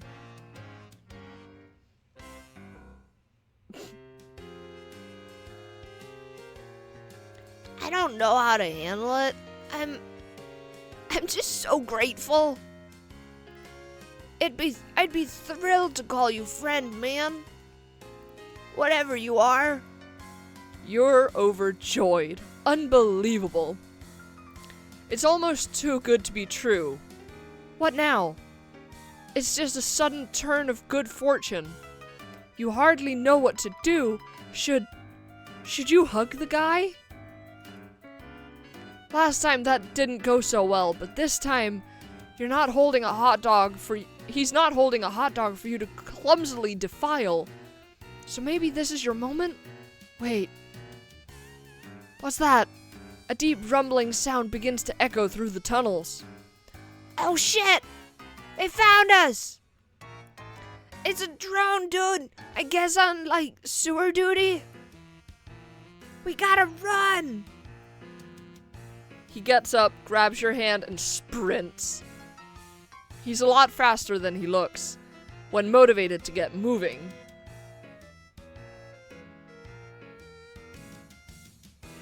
Yeah, we can be friends, you funky little sausage dude. Clumsily defile. Yeah, I know. He turns this way and that as the rumbling gets closer. But he slips on something, and you both tumble into a river of horrific sludge. Bro! I can't swim! Help! Your bad arm finds purchase on the ledge, and though it's very painful, you heroically salvage your friend from the muck with the other arm. He coughs and gasps for breath. You find a nearby ladder, shove him upward until he starts climbing on his own, and follow him. You burst through a lid on the floor, and you both flop out of the hole, drenched in filth, smelling horrible, and completely exhausted. But at least you're safe, you think.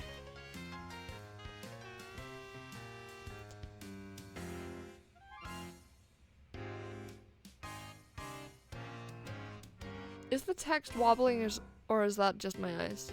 I think it's just my eyes. Never mind. I like this guy way more than serial killer streamer Diva. Understandable. He's a lot more chill. Hey, man. I just want you to know, even though we didn't find the glorious treasure you were leading us to, I'm happy how it all turned out. Maybe I don't need hot dogs in my life as much as I thought. Maybe that's not the real treasure after all. It's been a journey for me, let me tell you. I'm learning so much about myself, about life, because of you. His bushy hair is slicked back from his eyes due to the sludge. He's giving you a penetrating, soulful gaze of presumably pure friendship. Or is it even deeper than that? Wow, this is intense. Then something catches your eye. Just above him. Something dangling. Lots of dangling things, actually. Come to think of it, it's really cold in here. Freezing, in fact. Oh? You finally realize, holy shit, you're in a weird alien meat locker.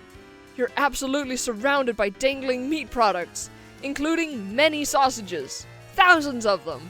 You begin to sob. Your sobbing turns to unrestrained wailing of raw catharsis. He joins you, and the tears flow freely from you both. You embrace each other and let it all out. Suddenly it hits you, both of you. This is by far the happiest day of your life. Meet heaven. Ah, best ending. Hell yeah. Hell yeah, we got the best ending. We got meet heaven. Ah, that's incredible. Oh my god. That is fucking incredible. Oh, it's a festival. I see. There's a festival going on in my hood. It's loud. This was so much nicer, yeah. Yeah, like, the lower castes are generally a lot more chill.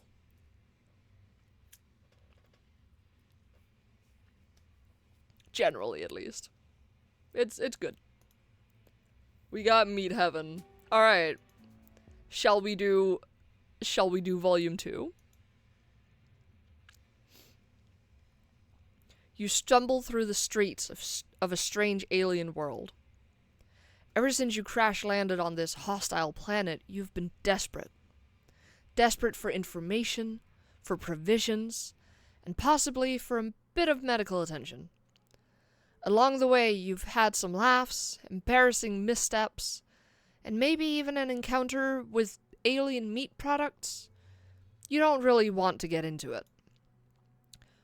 What you do want to get into is friendship. An entire planet of endless friend opportunities await you. Now I want hot dogs, and I don't even like hot dogs. I also want hot dogs, but I fucking love hot dogs. I can't chill enough. Gotta go run off all this defiling energy. Yes. Yes. Honestly, at this point, you'd make friends with one of those weird purple bushes. You're not picky. Wait, you see something in the distance. Or perhaps someone? Okay. We now have Amicia Erden or Sarava Hermod. Alright. You can chill with the chilling. It's okay, yeah. So, I have played through Act 2 of Hiveswap. So I am familiar with most of these characters. This person, very chill. Very, very chill. They're also non-binary, which is very cool. Amicia is a high-blood artist. She seems like fun, though. Okay, hold on. I'm gonna have to go close the door because copyrighted music is being played in the background, and I need that to not happen. So, real quick, I'm just gonna pause the stream while I go do that.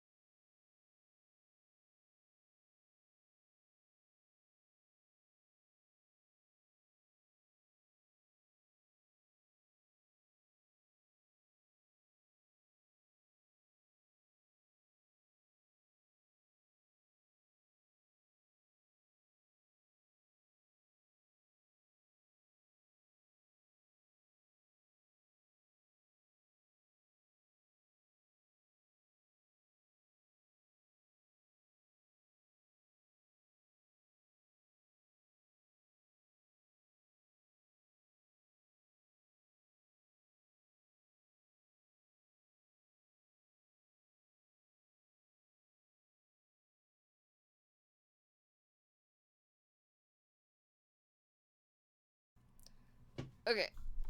I am back. I did attempt to see if I could locate a snack. I could not, sadly. Amicia looks like an artist. I vote for her. Alright, I guess we're doing Amicia.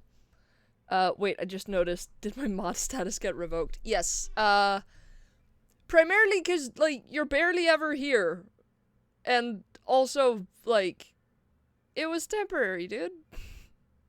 It was always meant to be temporary. So... Anyways, Amicia. Let's do this one. I don't understand where the music went, though. Oh well. Lo, what light through... Jesus.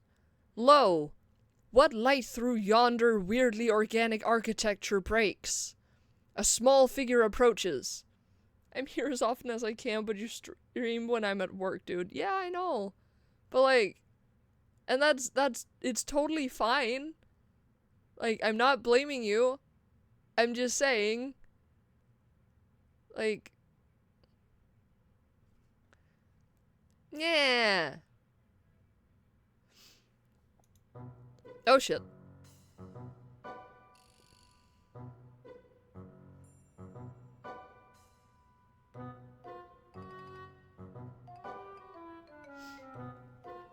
Oh. Oh my gosh. You are so... So far, you've swallowed quite a few insults in regards to your looks and intelligence level. You aren't really the type to let the shallow opinions of others get you down, but it's been kind of a rough day. You brace yourself. Cute. Oh. Oh! She gives you a sweet, sincere smile. I've never seen anyone like you. It's given me all sorts of new ideas. Boy, do you hope some of those ideas are about friendship. Now that you've got a taste of it, you are hungry for more. Cute? Is she a monster fucker? I will note, canonically, the character looks like a fucking stick figure. Like, circle, square, legs. No, legs, arms, that's it. Like, you know the way I draw stick figures? That is canonically what our character looks like. Just saying. But also, yes. But also, no, I don't think so. You take a stumbling step towards your, forwards, and your ribs remind you that although the potential of...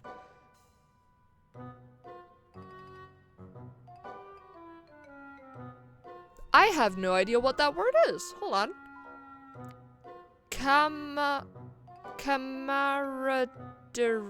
Camaraderie. Jesus. I am used to camaraderie being spelt with an O. Jesus Christ. That's fucking hilarious. Yeah. You take a stumbling step forwards, and your ribs remind you that although the potential of camaraderie is enough to improve your mental health, it can't cure acute injuries. Oh. You don't look so good. Come inside. I've been looking for new contributors. Contributors?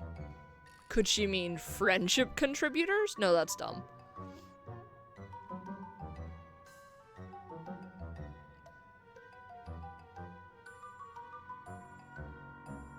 Then you're used to camaraderie being spelled wrong, lol. Well, yes, I've never actually seen it spelled correctly.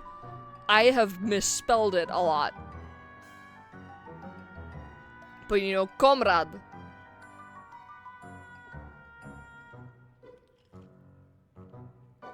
I have never seen the word camaraderie spelled. I have only ever heard it and misspelled it myself.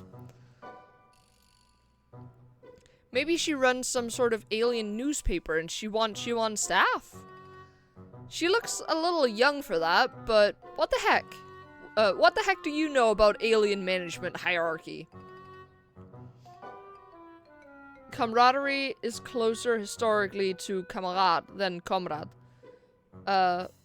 But many, many people make that mistake. Well, yes, but again, I'm bad at spelling. I'm really bad at spelling. So, like...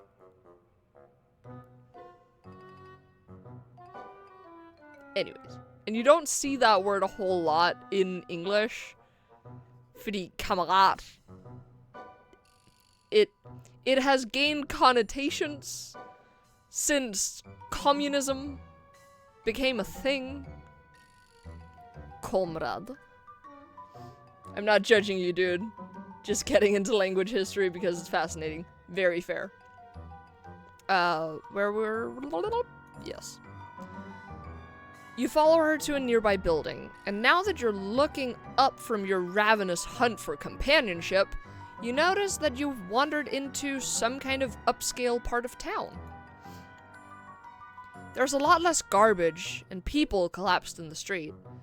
You see one of those spiky robot things, but it's washing a window instead of shooting a laser at a group of children. If that's not high class, you don't know what is. Before you can follow her inside, she turns around in the threshold, blocking your way. Hold on. Itchy. So itchy. There we go. Hydration. Oh my god, I love that face. I love that face so much. Real quick, you don't happen to be an artist, do you? Artistry? Well, as a matter of fact... Okay, we have a choice to make. Hold on. Just gonna override that. Tell her, yeah, it isn't exactly your whole deal, but you've been known to dabble, or tell her no, you've never had much of a knack for it.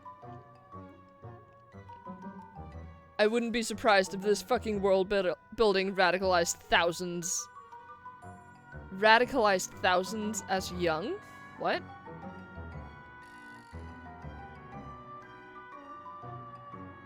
What do you mean radicalized thousands? What do you mean? I am confusion. Artiste. Yes.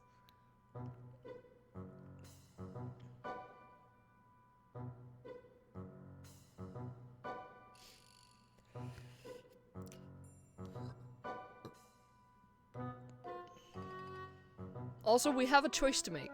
Please, make a choice. I'm gonna pour myself some more to drink. And maybe eat some almonds, because I'm a little bit peckish.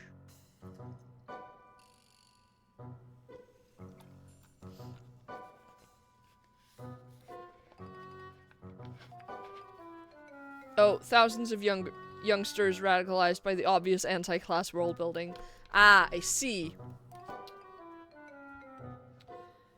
My friend, you forget that the media literacy of our age is dog shit.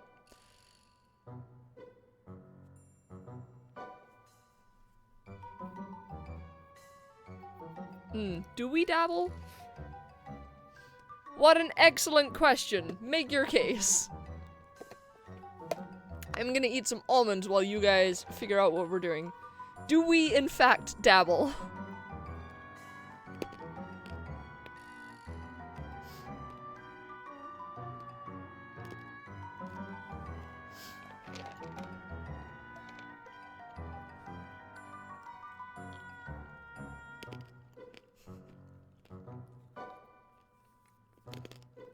Okay, actually, hold on.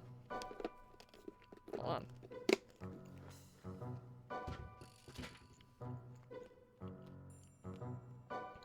I'm gonna take another real quick break because I really need to go to the bathroom. Talk amongst yourselves.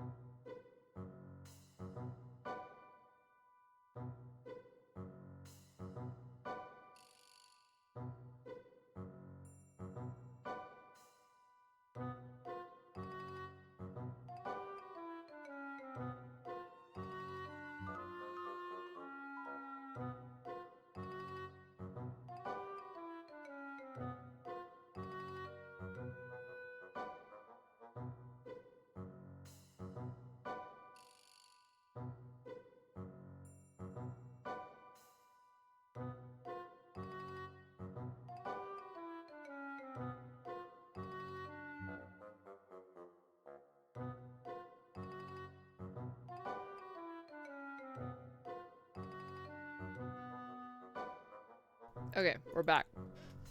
Okay, so we're going for number 1, we dabble. Yes? Yes. Just gonna make sure that I did in fact save. I did. Cool. You tell her, yeah. It isn't exactly your whole deal, but you've been known to dabble. Oh? I see how it is. Well, you aren't going to sneak... Ah. Well, you aren't going to sneak rodent any trade secrets out of me. Goodbye. Oh. You completely blew it. Oh no! Oh no! I want cheese. Same. God damn it, Lou. Now I want cheese. What the hell? Oh no! Well, excuse me for having hobbies. Yeah. I'm honestly surprised that Lou isn't reacting to the word sneak rodent yet, but oh well. Nah, these bitches be fucking hard to befriend. Alright, let's load that up again, and we're going for option number 2. Nope, we've never had much of a knack for it. Oh, good. Friendships between artists can be so fraught. Much better to just keep things between artists and art appreciators. I hard disagree, but okay. That way no one can get jealous. The girl's smile widens even further as you feel an unbelievable rush of joy. Have you finally found someone who isn't a total fucking maniac? And she brought up friendship without you having to mention it at all? It puts a spring in your step, or as much of a spring as possible, with a broken arm and a misaligned torso. Bro, all of my friends are artists in some way. Yeah, same. You've just had bad artist friends, dude. Artist friends IRL rules. This hoe don't know what she be talking about.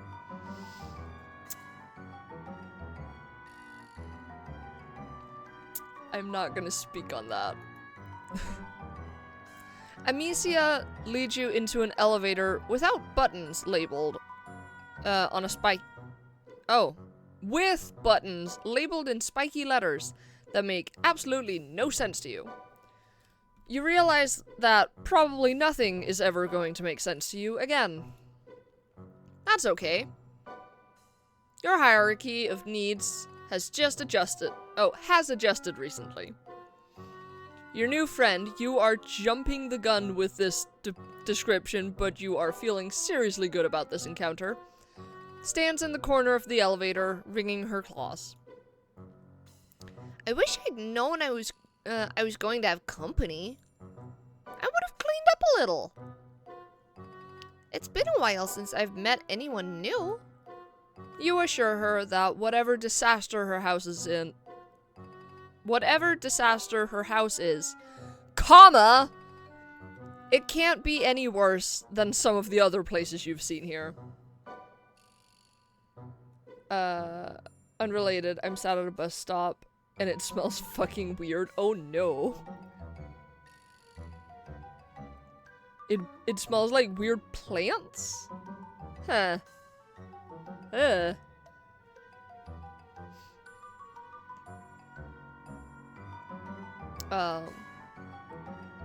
Not weed, but gross. Gross, dude. Just leafy. So like rotting plants maybe? Like someone dropped some lettuce from a sandwich, maybe? I don't know. Although you kind of get what she means, she's wearing an artist's smock that's covered in splashes of paint. Actually, it doesn't look like... Oh, it doesn't really look like paint. But it couldn't be anything else, could it? It's every color of the rainbow.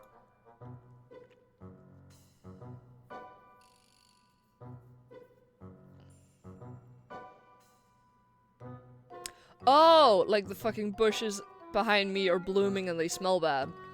Ah, I see. I see. I'm sorry? Yes.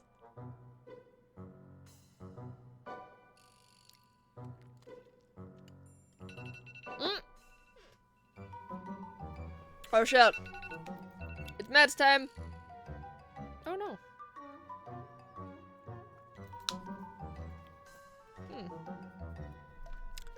Apparently I have cracked the protective glass on my phone a lot. I probably should get a new one soon. Oh god. Oh, motherfucker's Pinkie Pie's cupcake situation again. Of course she's painting with blood. She's a rich blue blood bitch. Anyways, it's meds time. If you need to take your meds, you should take them now. Hold on. Oh no, I got stuck. Unless you need to take them at a specified time, in which case you shouldn't listen to me. I'm just taking mine now. Haha. It's Monday.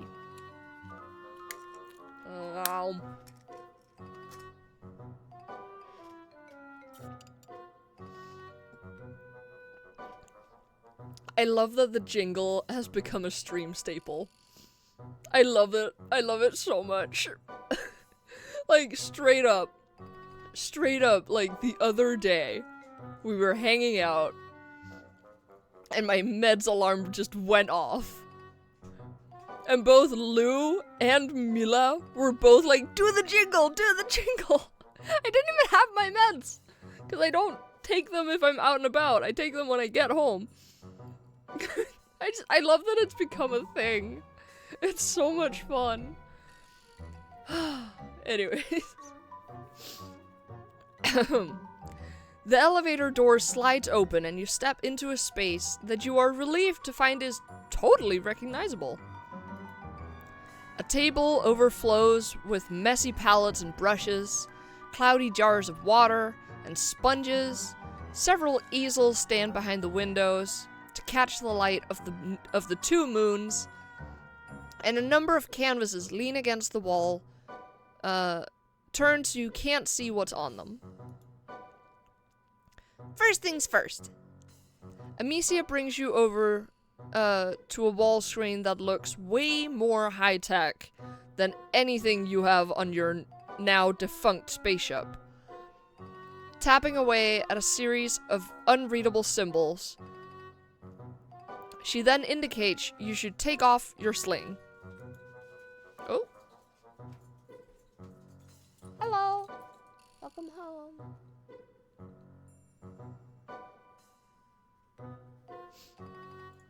Here.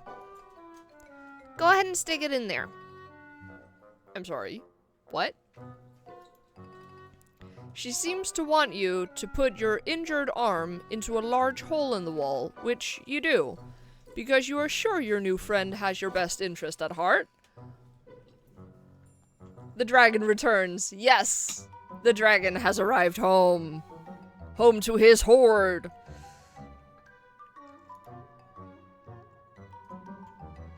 The hole shrinks down like a blood pressure cuff, sending bolts of agony through you. You want to yank your arm back out, but you don't. Even if it's broken, you still like having it attached to you. Instead, you shout a lot and thrash your other limbs around. Medical treatment? No fucking way. She's gonna steal your blood. Bro, she's gonna steal the fucking arm. We'll see. I honestly have no idea what's happening. Calm down, you big wriggler. It's like you've never seen a medicalizer before. We are getting medical treatment. Yay!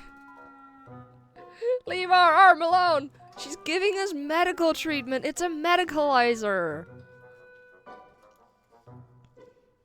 If you don't stop moving, it won't work. Tears spill down your cheeks, but you force yourself still. You'll bear the pain. You'll do it for your friend. She's looking at you so hopefully, and she's so delicate and pretty, almost angelic. You look at her face and tell yourself it's all going to be okay. Nah, I don't trust medical treatment. Oh gosh. You can take my arm, but you can't take my spirit! God damn it. God damn you.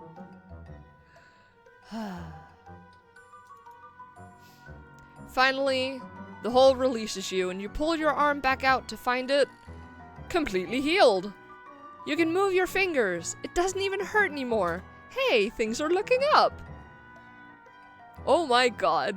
We actually got medical treatment as the first thing. Wow. See? I told you. This is great. You're overwhelmed with the urge to celebrate. Okay. Yes. Alright. We have a choice to make. We have another choice. Do we, 1, be chill about it, or 2, get excited and dance your new friend around the room? What do we do? What do we do with our newly healed arm? Do we be chill? Or do we dance? We gotta dance, no chill. I'm seeing dancing dinos in chat. Oh gosh, so many dancing dinos. Oh no. Oh no, okay. Alright, we're doing dance. Get excited and dance your new friend around the room. You try to resist the urge to celebrate. You fail to resist the urge. You take Amicia by her tiny hands and twirl her around the studio. Or you try to. You forgot about your busted ribs. You sure are doing that a lot. You let go of Amicia and go careening into one of the tables. Thankfully, not the one covered in art supplies. You hit the corner and go down onto your already incredibly sore ass. This is what you get for acting like a huge fucking tool in front of your new friend. Oh no. Are you okay? Was that some sort of ritualistic rite of healing I've never heard of before? You shrug against the floor. Amicia leans down and picks you up in a bridal carry, despite the fact that she's about half your size. It makes your ribs hurt, but what doesn't nowadays? God. Right, I'm pretty sure our attempts at touching her may be a war crime considering the heavy social rules of this place. I mean, no. So far we haven't actually learned anything about the social rules because our data was lying. Like, she's a big old liar and manipulator. So like, yeah. Yeah, but what doesn't nowadays? Amicia lays you down on a weird lumpy couch. Are you sure you're okay? You look a little... She trails off to nothing. She's looking at your left arm, which you have draped over yourself awkwardly to sort of try and hold your torso together. That color... At first you think she means the color of your skin, which is different than her light gray. Then you think she means the truly fantastic buffet of bruises you've got going. But then you realize that in your prancing idiocy, you've managed to scrape up the inside of your arm. Blood oozes sluggishly from the wound.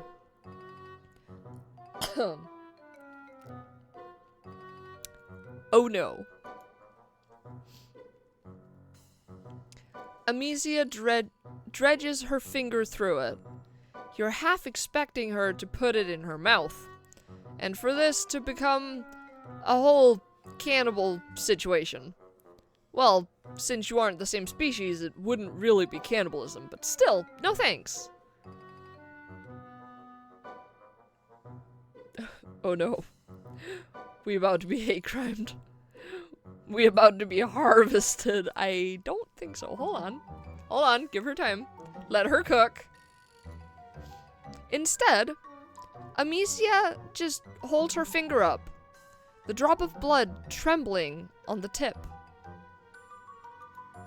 This color. I've never seen anything like it. She dashes off to one of her tables, pulling over a sketchbook and dragging her finger down it. Your blood paints a rusty line down the center. She lets out a little squeak of excitement. This is amazing. What, red? Not red. There's a million dirty little rusties swarming all over this city. And there we have the classism. There we fucking go. Jesus fucking Christ. Hold on, I need a sip. Great, we're gonna be her new paint bucket. Yeah, you're not wrong.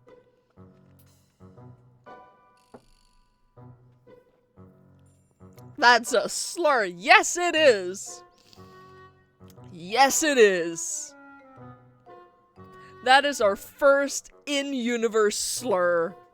How the fuck did you get a creeper face emote?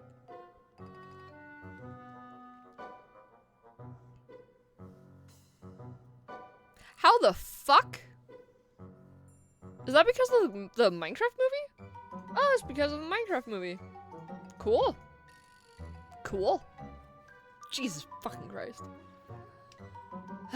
We have our first in-game slur. Not a real-world slur, but still. I'm drowning in red.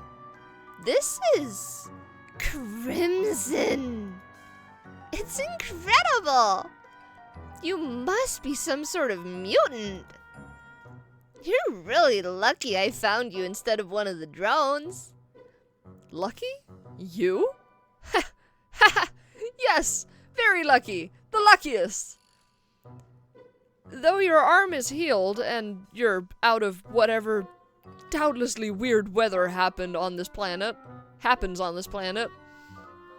maybe Amicia's right. Maybe you are lucky. Oh, we're a special red. Yes, because we're human. We're human. You close your eyes and try to breathe. Send yourself out. Really center yourself in your own body and all that garbage. Oh no. Oh no, I spoke too soon. Hold on. When you open your eyes, and then you open your eyes, and wow, you sure aren't centered anymore. In fact, you roll completely to the left as you try to get away from Amicia, who is back and standing over you with a gigantic axe. Watch out! Amicia grabs you, drags you back up onto the couch, and plants her hand on your solar plexus, effectively pinning you down. Fuck. God damn it. I told you we were gonna get harvested. I didn't believe you, and yet here we are. You'll hurt yourself if you keep flopping around like a beach blubber beast. You want to be friends, don't you? You want to help me with my artistic aspirations, right? You get the feeling she might be trying to manipulate you. Just the teeniest little suspicion. It's possible Amicia has recognized your intense craving for companionship and is trying to exploit it. You don't like being suspicious of a new friend, but that is a pretty big axe. I don't know what's got you so worried. I just want to show you my axe.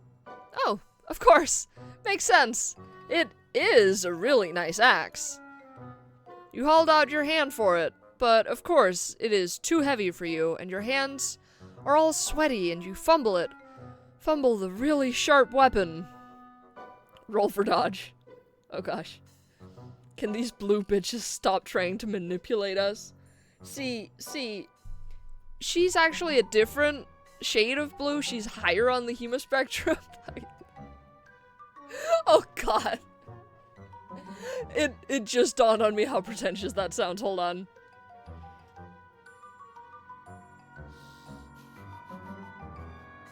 So she's an indigo?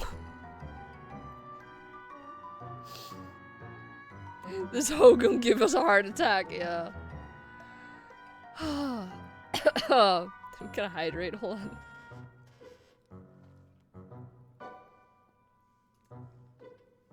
Okay. Actually? Yes, hold on, I need to put on my glasses. Hold on. Hold on, oh gosh. Yeah.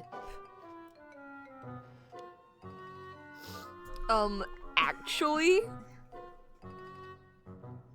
She's actually a completely different kind of blue. She's actually indigo, not cerulean. So she's higher on the hemaspectrum. And I realized that does not make her any less likely to try and manipulate us, actually. I'm gonna take my glasses back off.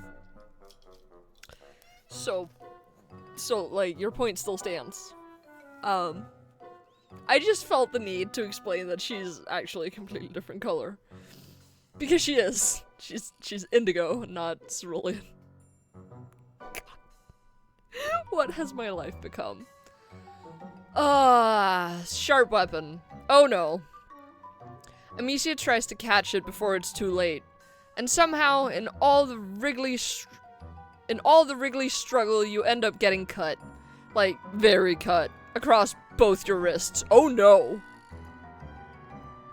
In fact, you don't think she could have aimed even... You don't think she could have aimed even better if she'd been trying. Oh. Oh dear. Hard agree. Don't struggle. You only hurt yourself more, silly. I don't want... You don't want that, do you? No, you definitely don't want that. Not after what... No, you definitely don't want that. Not after what a butterfingers you've proven to be. Oh no. Oh no, we're bleeding out. Amicia gets up to put the axe down, and you kind of lose track of her for a little while. You are bleeding all over her couch, and everything around you starts to go shiny and unreal.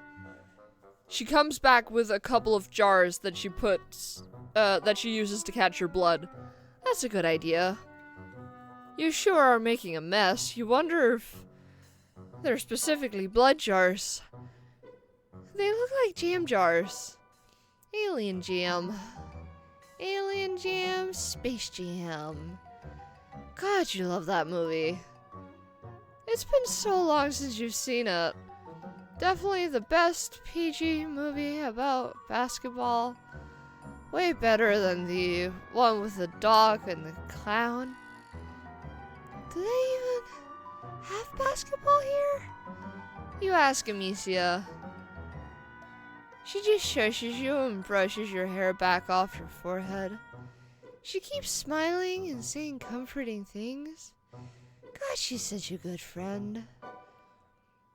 Before too long, you do what it's honestly a goddamn shock you haven't done before now. You pass out.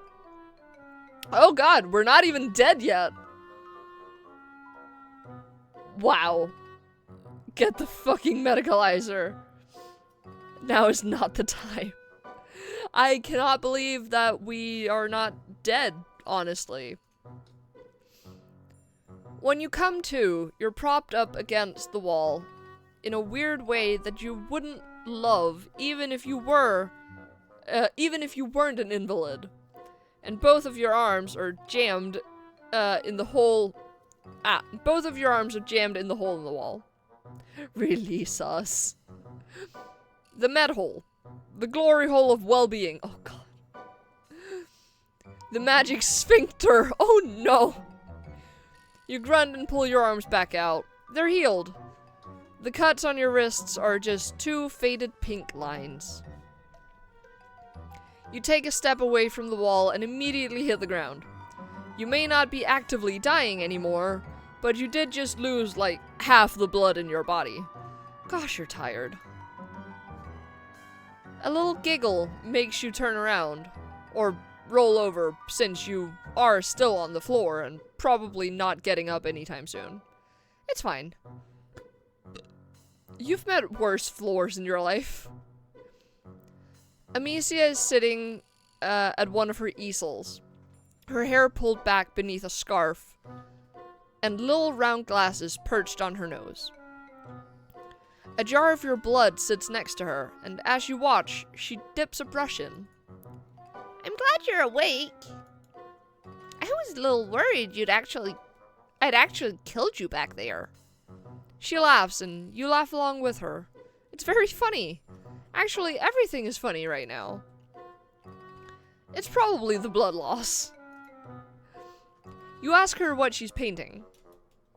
You, of course. You inspired me. Well, right now it just looks like a bunch of red squiggles and some lines, but she only just got started. She's warming up. She sits there on her stool, looking at her palette and chewing on her lip thoughtfully. She looks somewhat nervous. Actually, I want to show you something. Something I've never shown anyone else. She leaps up from her stool and crosses the studio. You roll to your other side to keep her in your line of sight. You really hope she isn't getting another space jam jar. She starts turning around the canvases one by one. They're all blank, except for one, which has a little... Wait, no, that's just a shadow. Every single one of them is blank. You aren't sure you understand. You ask her if these are all just new canvases that she's not gotten the chance to paint on yet. Amicia sighs. No. I've had them for forever. I'm just not a real painter. I said it. She buries her face in her hands, talking from between her fingers. I'm really good at all the other parts. The materials and the studio. I even take all my own paints. I even make all my own paints. I just can never do the actual sitting down and doing art part.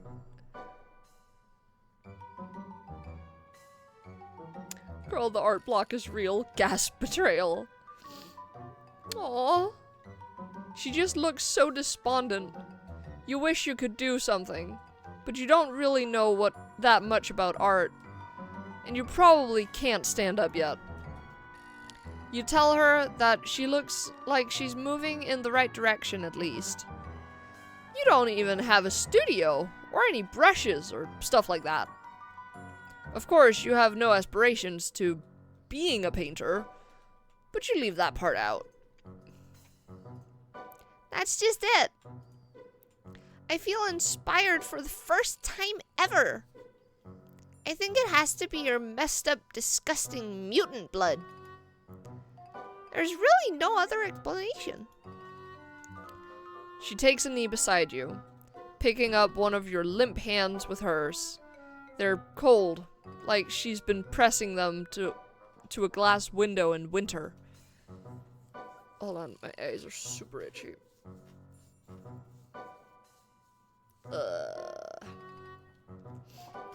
Usually I just finish off my contributors quickly. I don't have time to deal with a bunch of injured lowbloods moaning around my studio. But I couldn't just use your blood up all at once. You're far too special for that. You gaze at Amicia. A mist has descended over your vision, and it isn't even the mist of imminent death. I have to keep this precious blood safe. I think you might be my muse. Aww. You will never escape. Oh, goody. Oh, great. Oh, gosh. Okay.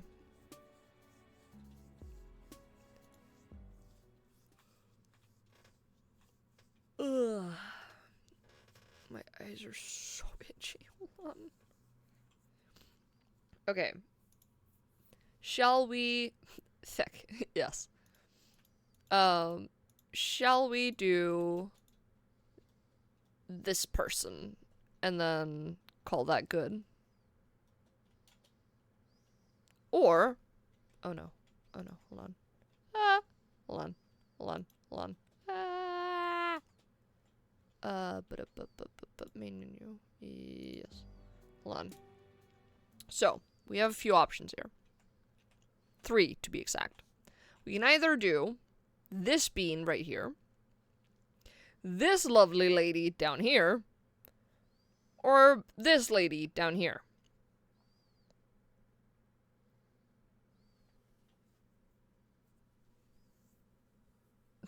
Of aesthetics crimson and otherwise, of ladies grey and Lucy white. Lucy eye. Anyways, I kind of really want to do her route cause she's lovely.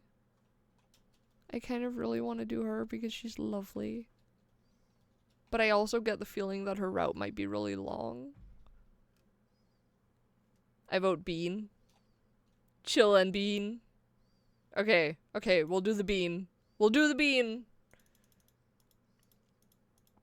We'll do the bean. We'll do Sarava. Alright. Yes! A potential new friend approaches, and they almost look as messed up as you are. Whoa, what the fuck, Lamau? You an alien? You nod enthusiastically.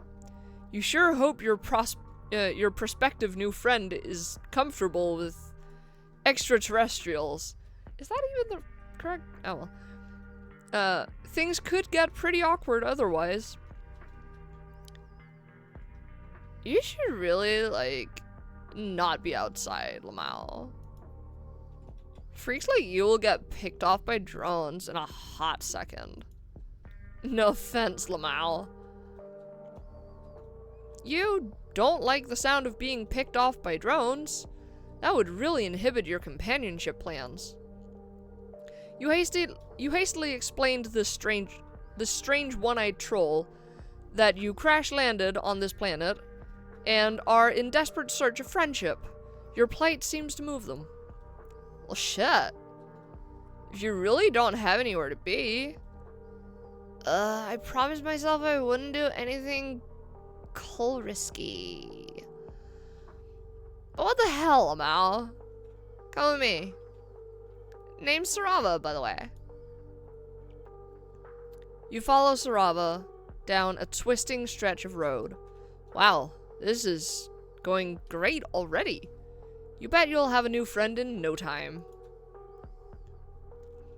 Alright, here's my hive. You can hide out here for now. I got a lot of followers who are pretty into aliens. They might get a kick out of this, Lamau. You look around Sarava's hive in awe. They sure seem to have a batshit crazy taste in home decor. Check out my aesthetic. I worked pretty hard putting this place together. It's all about the look. It's all about the look in the BG when you're streaming, Lamau. True. Cult. No. Culling. I'd love to stay, but I have no battery left on my phone, so I'll dip for tonight. Great stream. Have a good time. Thank you so much, Lou. Thank you for dropping by. Preserve that energy in your phone. Hopefully I'm still streaming by the time you get home. Have a good night. Hold on. Oh my god, my eyes are so itchy.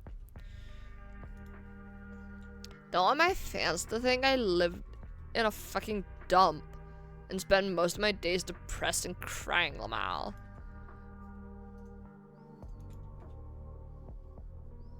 You like Moisture Wave? Alright, we have a choice to make. Hold on, let me just, save. Yes. So, do we like Moisture Wave? Or do we ask, what the fuck is Moisture Wave?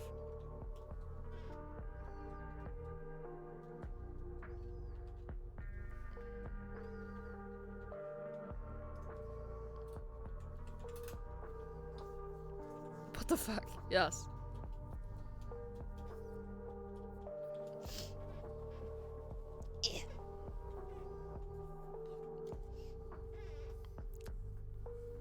What are we gonna do? What are we doing? Are we saying, yes, we love it? Or are we saying, what the fuck is that?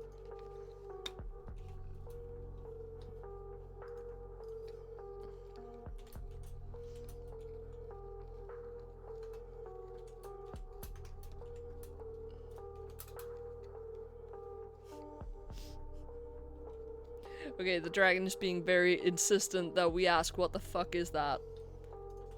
Adore it. Oh no, we have a tie. Oh shit. Okay, hold on. Let me just, hold on.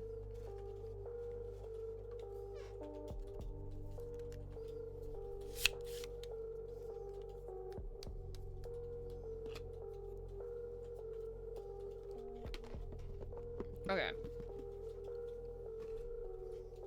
So just to be clear, the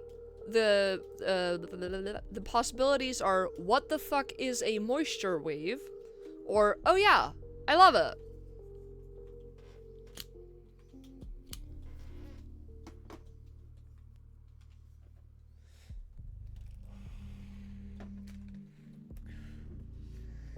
I get the feeling that one of these will result in instant rejection. So let's do what the fuck is a moisture wave for 300. Let's do that one. Seriously? If you don't even know moisture wave, I like can't really see why you would want to be friends with me, Lamau. Because TBH, I don't even know how to explain it to you. You just have to like get it. Sarava considers you for a long moment. Actually, yeah. This isn't gonna work out. Get out of my hive. Oh no! Well, we got chucked. Out of the hive, that is. Alright, let's, oh yeah, I love it. I love it.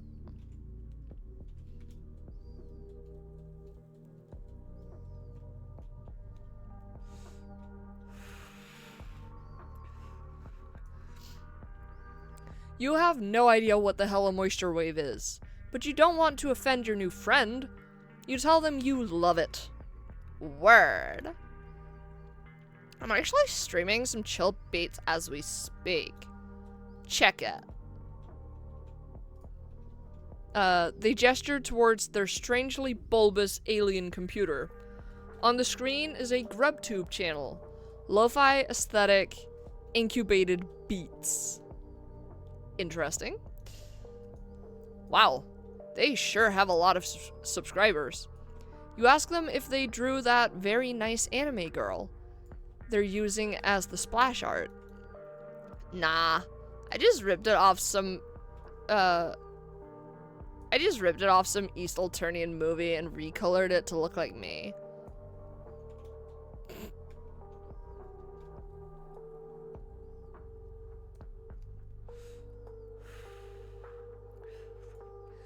I was about to say that it's important to note that everyone in this game is the worst, but then I remembered that no, Wiener Guy was actually quite a sweetheart. I fucking nailed it, lol. Oh, that said Lamau, not lol. Never mind. You nod vigorously. This is very impressive. Yeah, I'm kind of a big fucking deal online. I built up my own streaming empire. I worked my ass off, Lamau. Nurse these beats to health from tragically ill sample loops. It's not all fun and games, though. The life of a popular online guy? You can't even imagine the hardships I've gone through.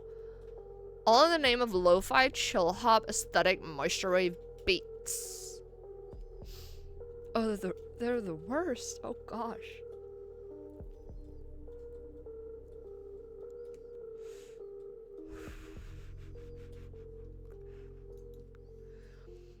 That shit keeps me up at night. Cult. No, we haven't even gotten to the cult part. Sarava looks into the middle distance pensively. Their one eye fills with poignant emotion. You never knew that the life of a streamer could be so vaguely filled with torment. You're moved to cry a single tear. Yeah, you get it. You're really vibing on my emotional frequency, my dude. You know you gotta suffer for popularity. You nod enthusiastically. You don't think you've ever been particularly popular, but you're very good at suffering. This is going great. I wish I could say more. I really get all emotionally vulnerable and share my tragic backstory. But ever since the incident, it's been hard to trust new people, Lamau. You feel me? The incident? This is so tantalizing. You must know that if you want to make a new friend, you're going to have to get them to confess their deepest insecurities and embarrassing secrets to you. That is how friendship works. You place a sympathetic hand on Sarava's shoulder. You know what, dude? You really want to be friends? Yes! Yes! You can't believe how pain-free and easy this experience has been. What a wonderful new friend you're about to make. You can practically feel the future bro embraces you two will surely share. They feel good. They feel right. I'm gonna hydrate.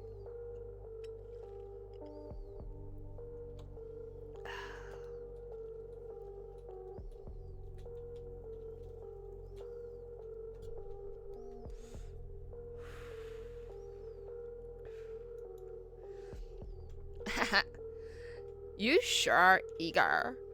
But like, if we're gonna be friends, we have got to work on your look. Your aesthetic is basically hot garbage, RN Lamau. My followers can't see me hang out with a fucking rando like this. I'm sure you understand. You aren't quite sure you follow. What's wrong with your look?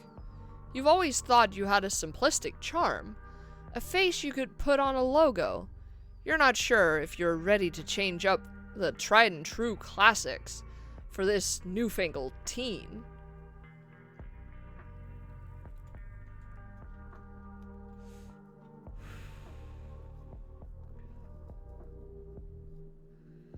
Okay, hold on.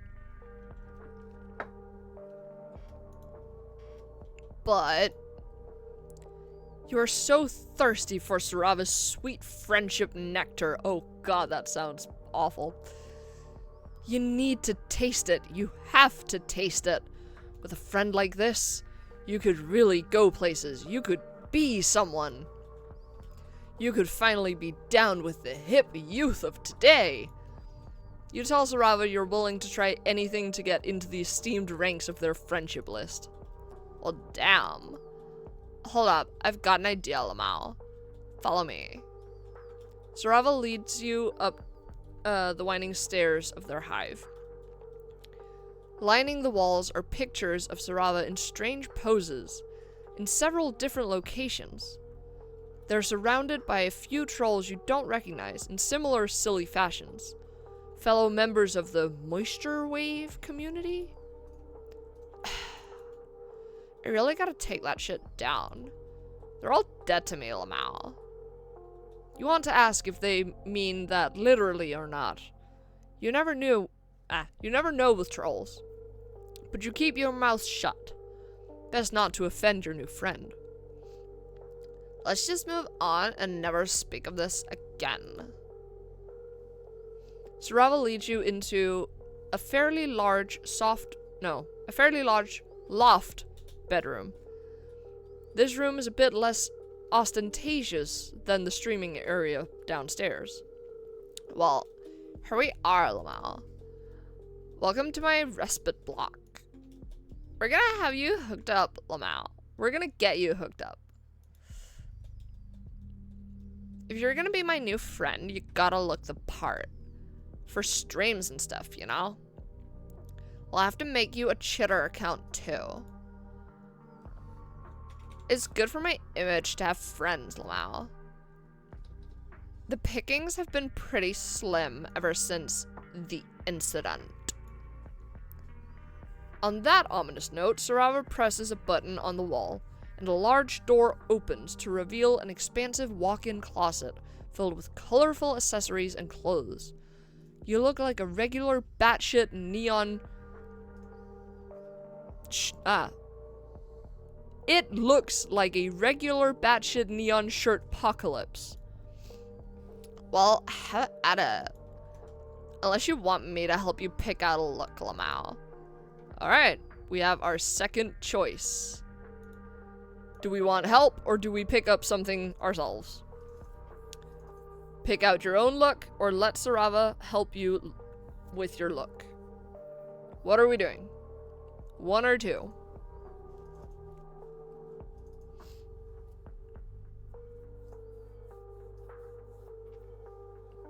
Again, I get the feeling that one is gonna get us kicked, and one is gonna, like, actually let us continue.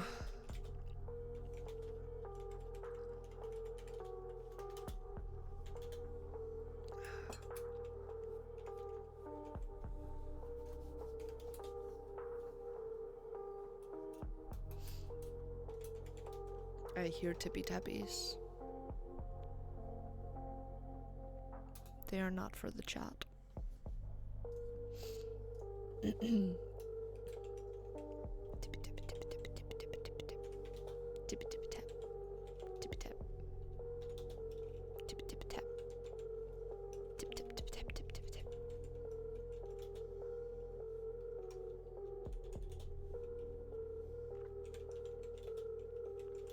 Alright. Lao was saying, let them help.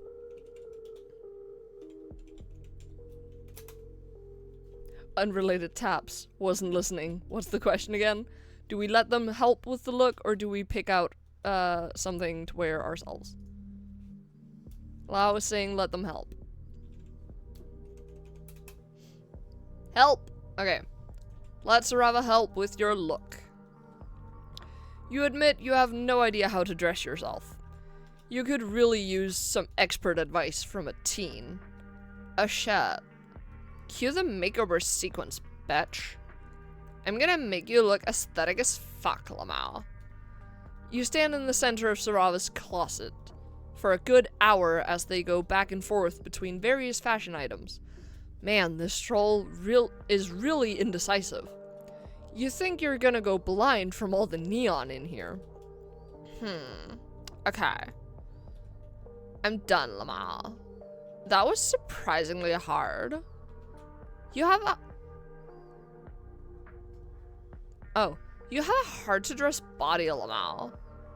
Just, in general, you're kind of fucked up looking, to be honest. It's chill, though. Because now you look fly as hell. You look at yourself in the mirror. Wow. Radical. Neato. Oh my god.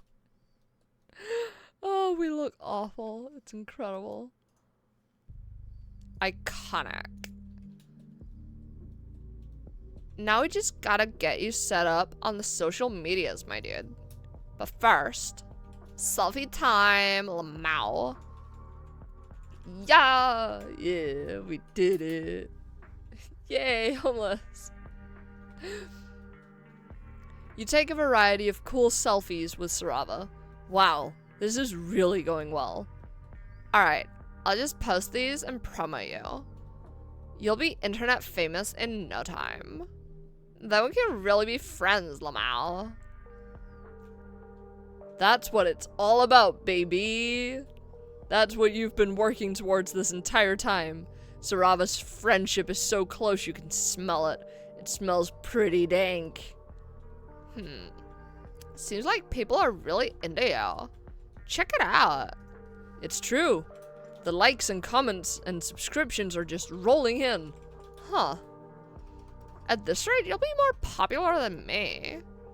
You assure Sarava that this will definitely never happen. All you truly desire is friendship, not fans. That's what they all say. All my so-called friends. They were only in it because I was popular. No one ever gave a shit about me as a person, Lamau. I'm just a funny meme to them. Just a guy they can copy. You know, Highbloods are always stealing my work, my look, my music. I'm the real influencer, but these Violet Bloods out there taking my shit and getting twice the followers and tons of money. And I'm stuck here in this shitty hive with no friends because they all turn on me. But it's cool. It's chill. I'm totally chill with it, Lamau. Something shifts in Sarava's expression, and they get a good look at, as they get a good look at you. You tense up. Your new friend sure is acting weird. Ding! Sarava checks the notifications on their phone. What the hell did you do? Huh? What? You didn't do anything. You think you can just steal my look and get away with that?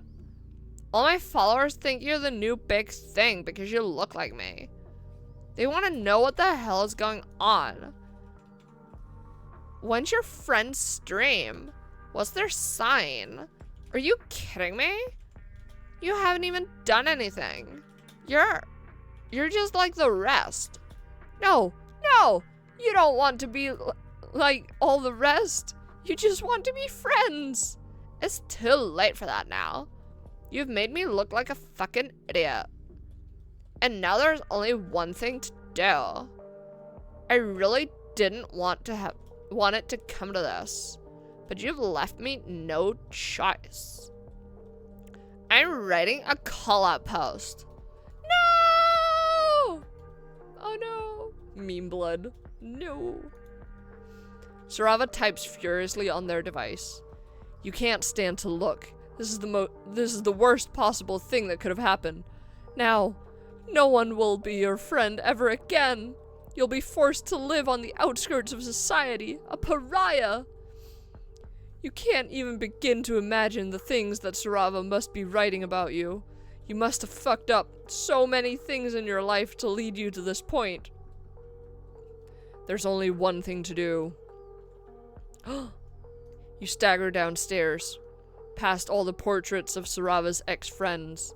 You wonder if they met the same horrible fate as you. Their grinning faces taunt you with slivers of friendship that could never be. You burst out the front door of Sarava's hive, and make your way to a conveniently placed stump. You sit on it in complete despair. There's no point living anymore. With trembling hands, you reach inside.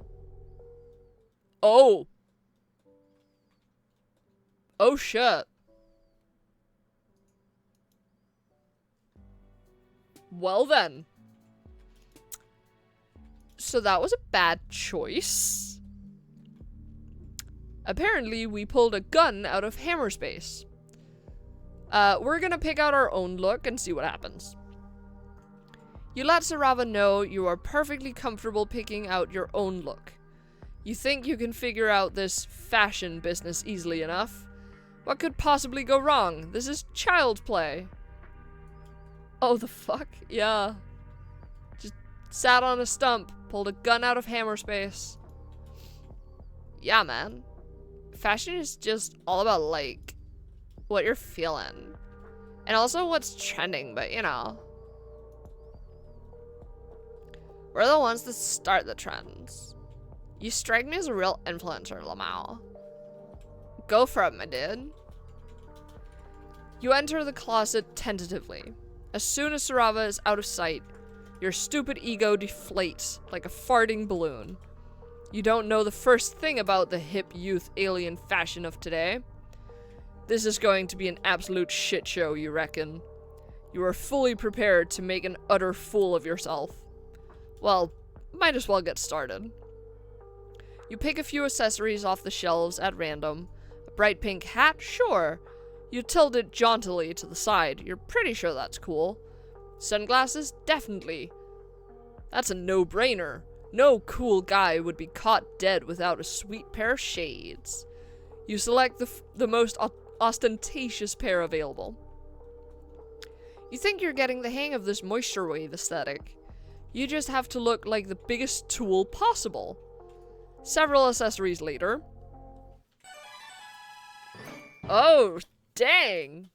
We actually look pretty fucking sweet. Alright, I see you. Oh, my fuck. This shit is transcendent. Wow. You got me speechless. Just, damn. Look at you. It's like you're a whole new guy. A much chiller and cooler guy who I now gotta be friends with right now immediately. Now all we gotta do is debut you to my hundreds and thousands of followers, Lamau. This is gonna be fucking great. Let's take some selfies. Oh my god. Your heart is soaring. You did it. You really did it. You're down with the kids. And now Sarava wants to take the coveted selfies with you. This night couldn't be going any better. You may look like a complete asshole, but if it can win you popularity with a bunch of alien teenagers, then an asshole you will be. Selling out is amazing. Well, what are you waiting for? Get over here or we're gonna take some fees. You pose with Sarava for several selfies. They put their arm around you. In a gesture of newly formed friendship, you are beaming with friend pride. Ah, hell yeah. These are turning out great. Damn. We're killing it. Now all we gotta do is post them. Sarava fiddles around with their phone for a while. You're so nervous. You've never been internet famous before. You hope the new fame won't change you too much.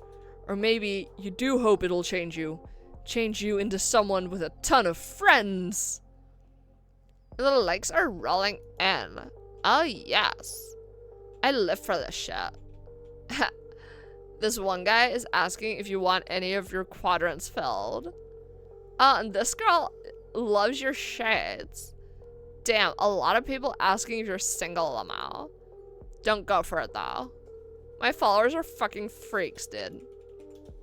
You aren't quite sure what filling a quadrant is. Sounds like some kind of fucked up alien ritual. But if it's anything like friendship, you're all for it. Welcome to my twisted internet fame, Lamau. Let's chill out and listen to some beats. You vape? I got a pretty juicy rig downstairs. Before you know it, you're sitting on Sarava's couch watching them finagle with a horrifyingly elaborate vape rig that appears to be made out of some sort of living larvae? You don't want to know. Sarava places their mouth on what surely must be a bug anus and inhales deeply. The rig makes an awful high-pitched rattling noise. You think you're going to vomit. Oh man, that's the good stuff. Here you go, dude. You take the trembling insect into your hands. Well, here goes. Your final hurdle to eternal friendship and popularity. You vape vigorously. Inhaling as much as you can, the vapor fills your lungs immediately. It burns. A lot. You suddenly realize that you're not quite sure if this alien vape juice is compatible with your anatomy. You could have just inhaled a bug-ass full of poison like a fucking idiot. What a way to die. Your vision swims. Yeah, you got it. Just hold it in, Lamau. Tears stream down your face as you hold in your double lungful of insect gas. You sure are glad you have on you that you have on you a pair of cool shades. Or you could never be able to live this embarrassment down. You're not sure how long you're supposed to do this. As long as it takes. You can exhale now. You cough and sputter, green vapor spewing from your mouth straight into Sarava's face. You did it. You lived. Oh man, that was sick. Your head feels light and woozy, and you giggle. Yeah. The two of you kick back and relax on the couch, and you stare up at the ceiling. Whoa, when did the huge wasp nest get here? Crazy, man. There's a wasp nest. I can't fucking speak. Hold on. There's a wasp nest in my attic. It sings to me of sweet nothings. I itch. Sarava's music suddenly sounds a lot more interesting. Dude. Today's been way chiller than I ever expected, Lamau. You're officially my best friend for life. Just promise me you'll never betray me, Lamau.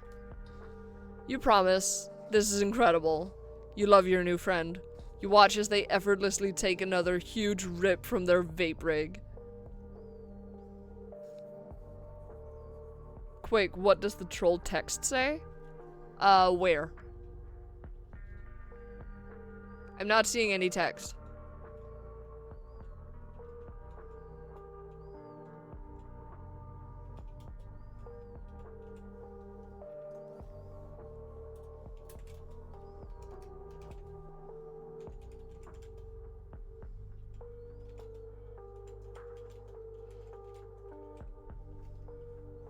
Oh, that. No idea. Not a singular clue.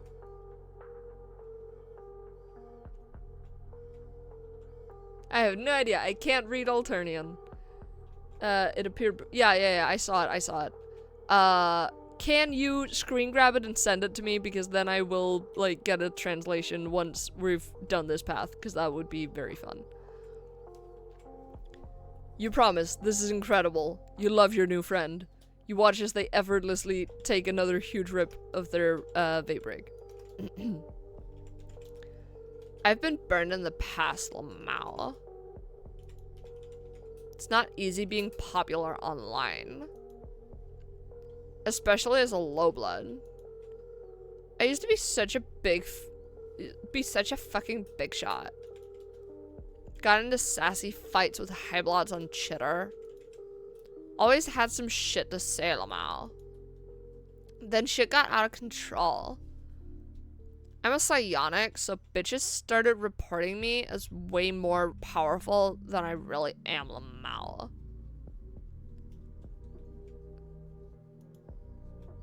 Hold on.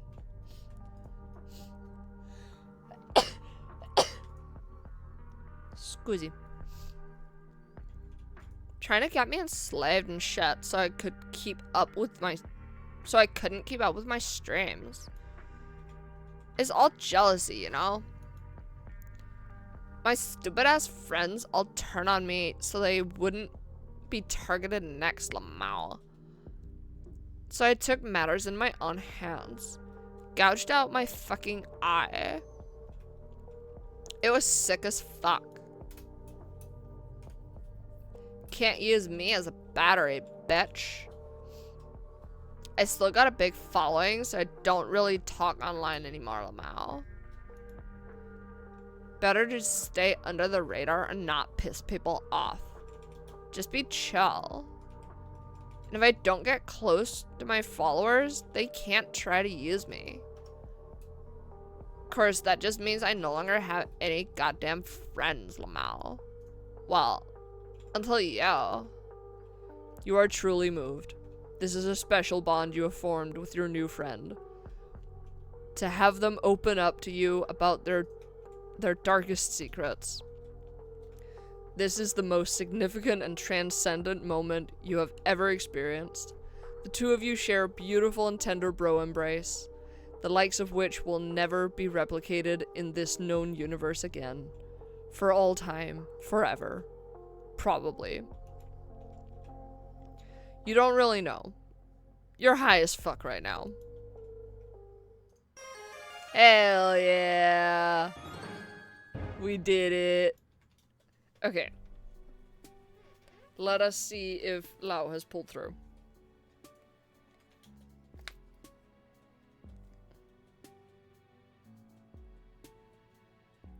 Okay. We have a screen grab. I'm just gonna pull up the Alternian alphabet real quick. Hold on. Alternian alphabet. Because there is a logic to it. Here we go. That ain't it. Oh gosh, none of these agree. Holy shit. Hold on. Why do none of these agree? Why are some of these letters flipped? Huh. Okay. Okay, hold on. So, we have...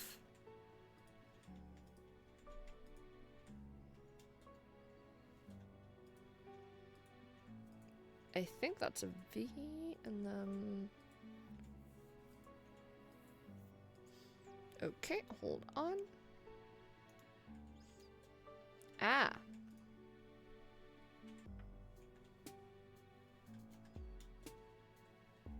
Okay, hold on. Hold on. I'm gonna have to write shit down. So it's C-I...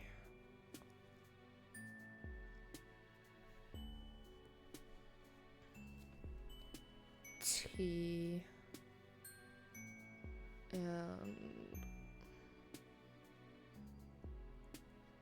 E and then H and another T and S and another E, I think. Yep, E and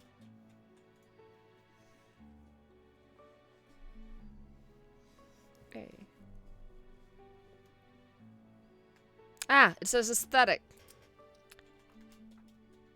Aesthetic. That's what it says. I thought Alternian was written backwards. It's not. Cool. But yeah, the scribble that flowed across the screen, that it spelled out aesthetic in Alternian. Well, in troll language. Yeah.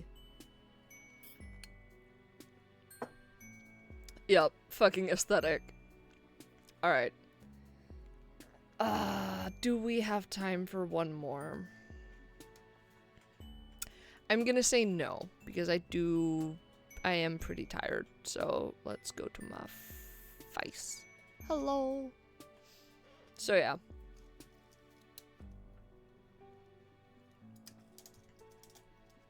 That was a very good stream. That was a lot of fun. It's always a good day when I get to like practice doing voices, even though I'm not like amazing at it. Yeah, that was a lot of fun. I hope you guys enjoyed. Yeah, I don't have a whole lot else to add. I stream every Monday at 7 p.m. Yes, p.m. Central European time.